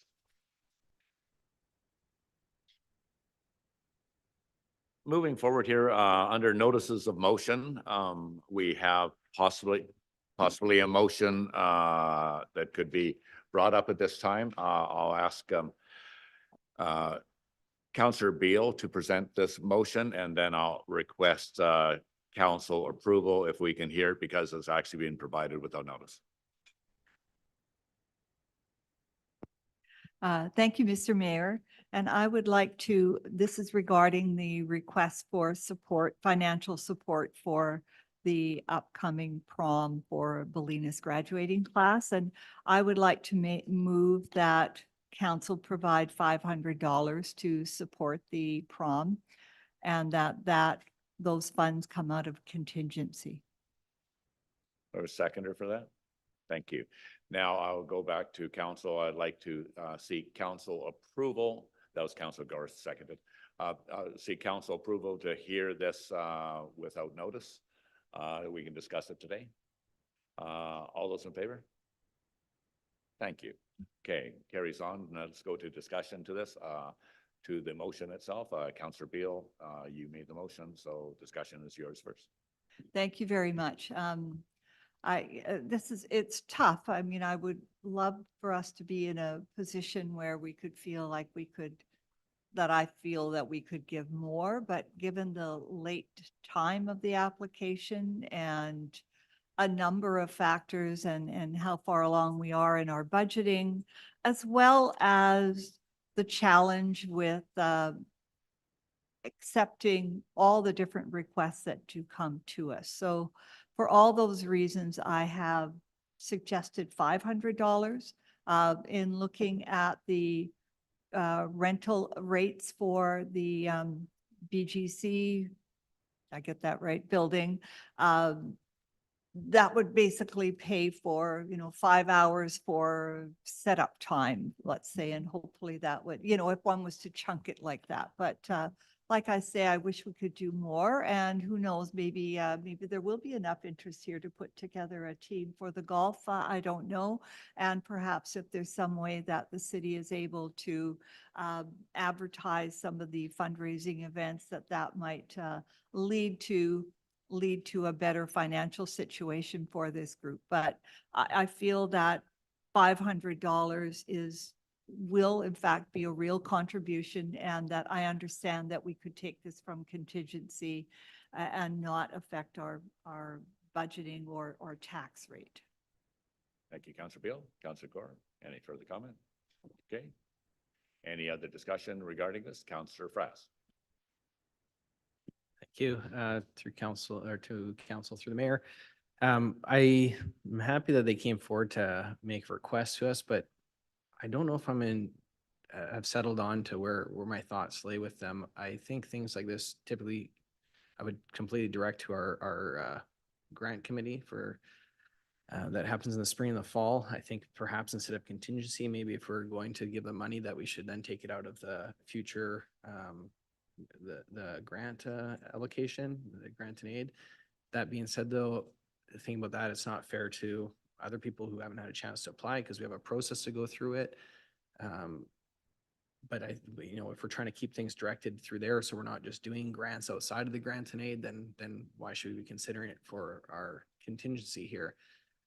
Also hearing that the school board isn't contributing to it, but I would say this lands in their responsibility. It's, definitely within theirs, especially since their grad funding from the parents goes towards supporting the school's costs to it. So we're kind of supplementing it through that. I also look at this as like, this is essentially forced fundraising because we're taking the money from property tax owners and contributing it to fundraising that they're just saying that, whether they're not willing to do or they're not having the support for. So it's like, you're not getting the support from the community, but we'll force it upon you. So there's a few things that kind of sit uneasy with me for that. I would like to see that support, but I do think it should come from the school board primarily. And when we talk about putting it as a line item, if we're going to entertain that kind of thing in the future, even though I know this kind of deviates from that, it just kind of brings back to the fact of, I think we should focus on what our responsibilities are. And we put our responsibility being that we'll do the grant and aid funding. So my objection just lands around sticking to the process we have in place or amending the process so that we can deal with these things outside of it. So that being said, I guess I won't support it through the contingency. If we want to take it out of the future grant and aid package, then that's where I would support. But I think we're then stepping into an area where now we're not being fair to everyone else who applies and gets denied or hasn't even had a chance yet to apply, and that telling them they can come at any time to put forward a request and we'll give it to them. So undecided, but those are, the thoughts that I'm mulling over. Yeah. Thank you.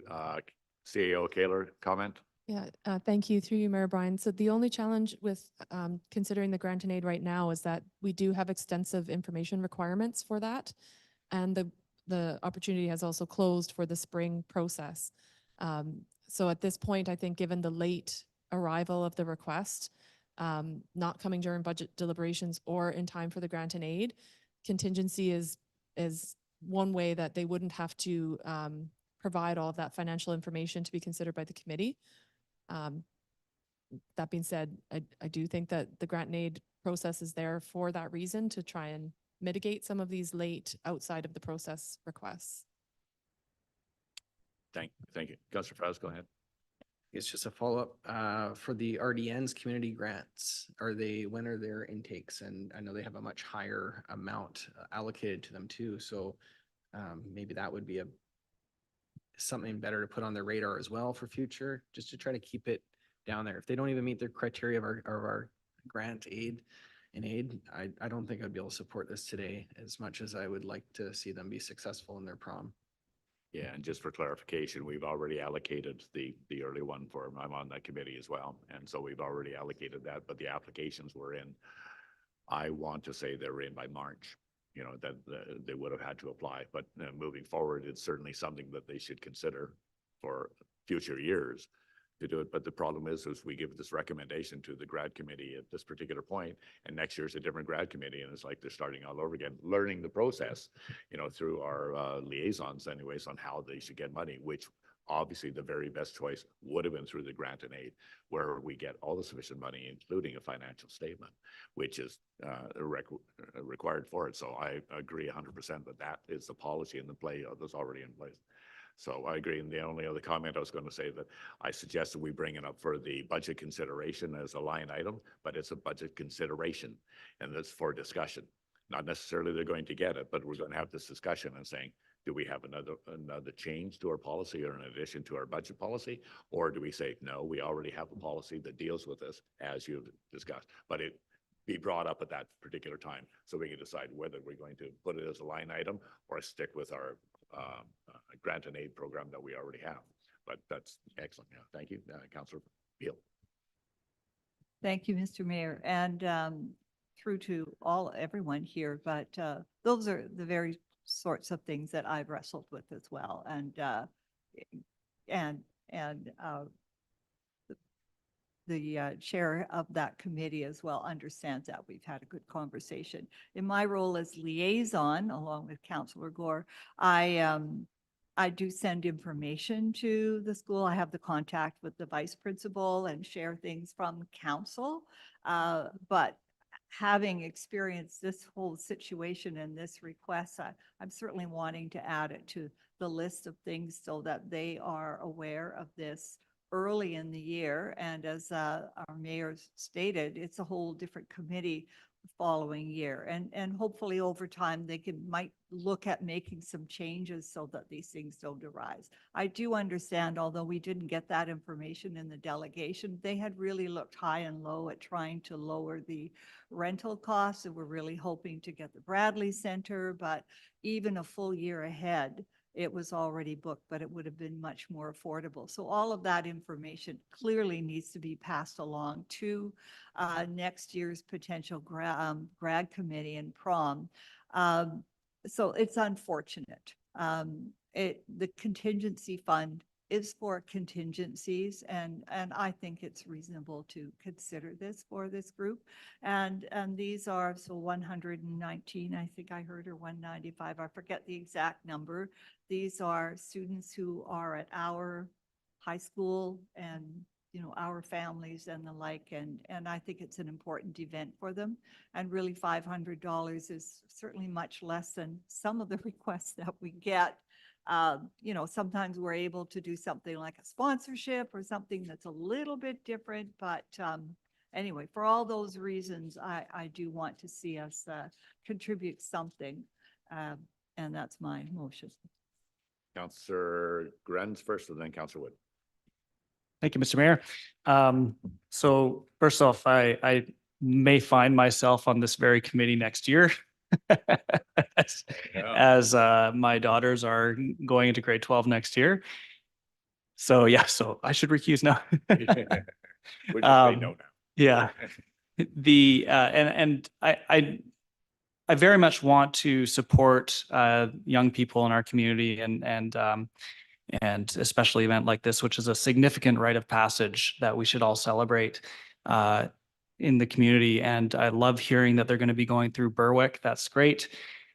I love that engagement that they're doing. So, but I have some concerns in line with Councillor Fraz.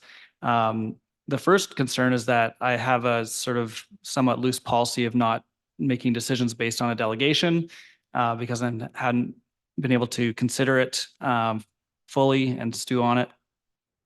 But we do have the Grant and Aid Committee that Councillor Martin and I sat on just a few weeks ago to make the decision on this. It was, I think, maybe last meeting even that we brought forward the decision on that. And the some of the money we gave out was lower than the amount that we're voting on now. And for that amount, the applicants had to provide budget and background and the kind of information we haven't yet seen on this. That I think it's only fair for the people who do apply to those that that's a process that we adhere to. As noble and valued of a cause as this is. That said, I do want to make sure that we support this in other ways, even if not financial. I would love to help promote the event. I would love to go to the golfing event, although I won't be able to make it that day, but it's probably for the best because I would just slow down all the people behind me as I'm digging through the bushes for my ball. But the opportunity to promote through our city, and if possible, I would love to see that. And I'd definitely be willing to promote it through the channels that I have at my disposal. So that's where I stand on it. Thank you, Councillor Wood. Thank you, Mayor. Of course, we want to support the students. We want to support them having a celebration that is fitting to the work they've put into it. But I don't think it's very fair to the other applicants for the grants and aid. And I think that's where our budget speaks to doing this with property taxes. And perhaps the rest of council will be passing $500. But I would rather see us, since kids are graduating every year, I would rather see it probably as a line item as you're recommending, Mayor. And that way it even removes it from the grants and aid process, and that can be a separate item. I would highly recommend that this year's committee pass on a note to next year's committee to go through the process early enough so that we're not spending city time late in the process. I don't feel comfortable in supporting $500 from contingency for this. Thanks. Okay, I'd like to have a word here first, everyone else, first speaker. In this particular case, I think it's appropriate to use the contingency for this, because that is what it's used for. It's a contingency for unforeseen circumstances. The organizer of this event fell on her own sword to say that the blame clearly lies with her lack of understanding or appreciation of process. With that in mind, all of us are far from perfect, and I appreciate that. But this puts the individual in a very difficult position. And I do not feel that I'm prepared to do that. I feel that we use the contingency at this time, not setting precedent, just using contingency as time to allocate $500, recognizing that we do have all the proper policies in place, but not everybody has the expertise or the knowledge to understand this when it's only a one-off event. Probably for them, they only are organizing one graduation committee event, and this is it, and they'll never have to do it again. And probably after doing it, they never would want to do it again. So I think in this particular case, I'm supporting it, the $500, because it is contingency. We have the money in there, and I believe it's the right thing to do. So I'll be supporting this. Yeah, thank you. We're gonna wind this up, folks, guys. Okay, Yes, thank Councillor you. Gore. Yes, thanks, Mayor. I think I'm in line with councillors who've expressed opposition to this. Primarily, like, it comes to me as property taxes, core functions of a municipality. We all want to support students, and yes. And to me, honestly, also the question is also even the line item, having this as a line item. And we've all seen the statistics, like how many of the students actually live in Parksville. I don't want to go into that. Like, we have students from all across the region who attend Ballenas, which is good.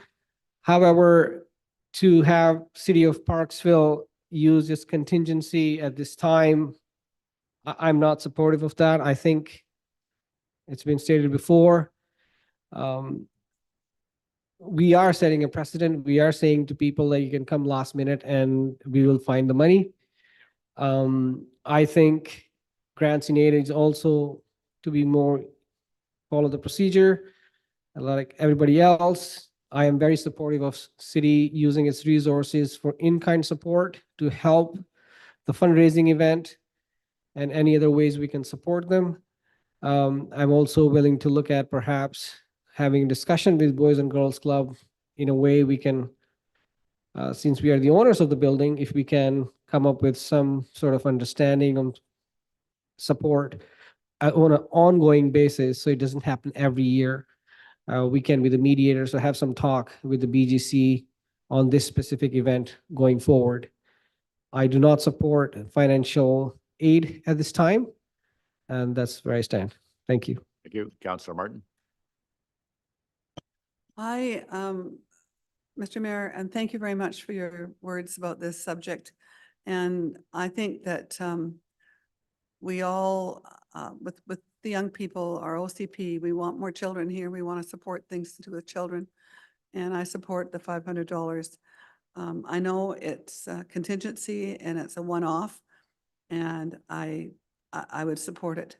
And then also do any promotions we can on billboards, on the Let's Talk Parksville, everything we can do to support this event. And then for next year, we'll have our dear counselor over there, Grans, who will be there badgering at them to get them on track to give us some sort of a presentation about what they could do, because we've taken on, for example, the Brant Festival as sponsors, official sponsors now. That's just something that's something different. We didn't have that last year, so here we are. So the idea for following up for future, this could be something. So for now, I'm supporting this $500. It's a small thing. As a matter of interest, I was told the grant and aid for the, I did with Councillor Grans, that for the foster part was for to do with children. It's always, in my mind, children to promote families here in Parksville, because we have a lot of seniors, yes, but the children, we want them to come. And that paid for the insurance. We got a letter on that. And so that was a big deal. 700 showed up. And so there you go, Foster Park. It's a community event. This is similar. It's young adults going into their future, and a big milestone for many of them, not all of them, but many of them. Thank you. Thank you, Councillor Martin. Councillor Grant. Maybe a question through to staff. What, I don't even know where we're at in terms of our contingency at this point in the financial plan. How much wiggle room do we have these days? I believe we're at 1170. Is that correct? If I may, CAO Keller? we have 1,700 in there 17, right okay. now. That's not allocated. So the 500 would take that down to 1,200 if it were approved. So we have 1,700 unallocated, 500 will take it down to 1,200.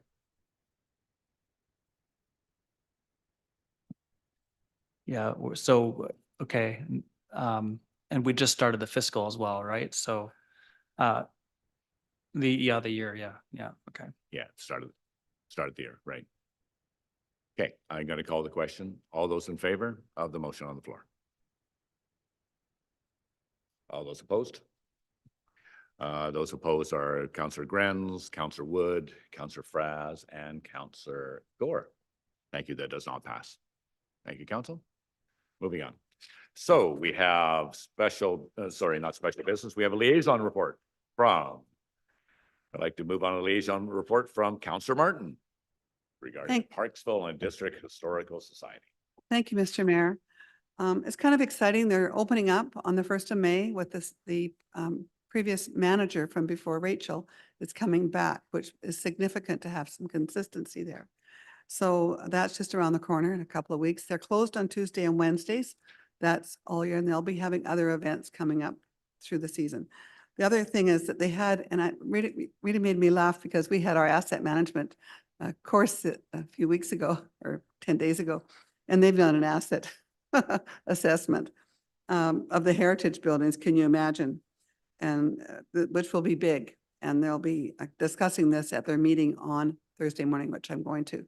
So that's a big project. So those are the two things that are happening right now at the museum. So Good to know. Yep. Thank you, Councillor Yep. Martin. Mhm. Anyone else with the liaison? Councillor Wood, you had your hand up first? Thank you. I'm not quite sure where it fits into liaison, but I'm reading an article from 2021, and Councillor Fraz brought it to council on Wednesday, February 17th, where they unanimously agreed to endorse a petition raised by Courtney Alberni MP Gord Johns, the Government of Canada, to increase the tax credit allowance for volunteer search and rescue, volunteer firefighters from $3,000 to $10,000. And then I'll just switch tabs here. And it says April 11th, 2024, Ottawa, the Canadian Association of Fire Chiefs applauds the announcement of the Minister of Emergency Preparedness that the federal budget 2024 would include a measure to double the volunteer firefighter and search and rescue volunteers tax credit from $3,000 to $6,000. So I just thought I'd mention that. Thanks. For which we might want to say to Councillor Fraz, what took him so long? Councillor Fraz, yeah. Reply. Are they prorating this back to when we were fired? I'm just kidding. No, in all seriousness though, thanks for mentioning that, but this was your work. This was the petition and the item that you brought forward, which I think was fantastic. It definitely recognized the hard work that goes out for volunteers in our community. I think it's a small but very meaningful way to yeah, to help them out. So it is wonderful. It's nice. It's been a long road, Sean, or Councillor Wood, on that battle for years now. As you mentioned, that goes back a few years to when it came before council, but you started that many years before it. So that was fantastic. So thank you for giving an update on that. And yeah, but I don't want to, I just brought it forward to council at the time, but because I really supported it, but thank Goes you back. for the work you were doing on that. It just goes back to things move slowly in government, but they do move. Okay, one more commercial. Come on. It's not a commercial. I do want to reach out to our current MP, Gord Johnson, say thank you very much for a lot of the work. He probably did 98% of the work. But this does affect over 140,000 across Canada, volunteer search and rescue and volunteer firefighters. So it was just a big announcement, and a lot of it did originate here in the city of Parksville. So I wanted to make sure that we mentioned that. It's good news. Yeah, we like to get good news every now and then. So I'm going to move on. Yeah, sorry. Oh, AOA? Oh, I didn't. Yeah, so go ahead, Councillor Gore, with the liaison report on Access Oceanside. Yeah, thanks, Mayor. Sorry, my name didn't make it on the agenda for the liaison report.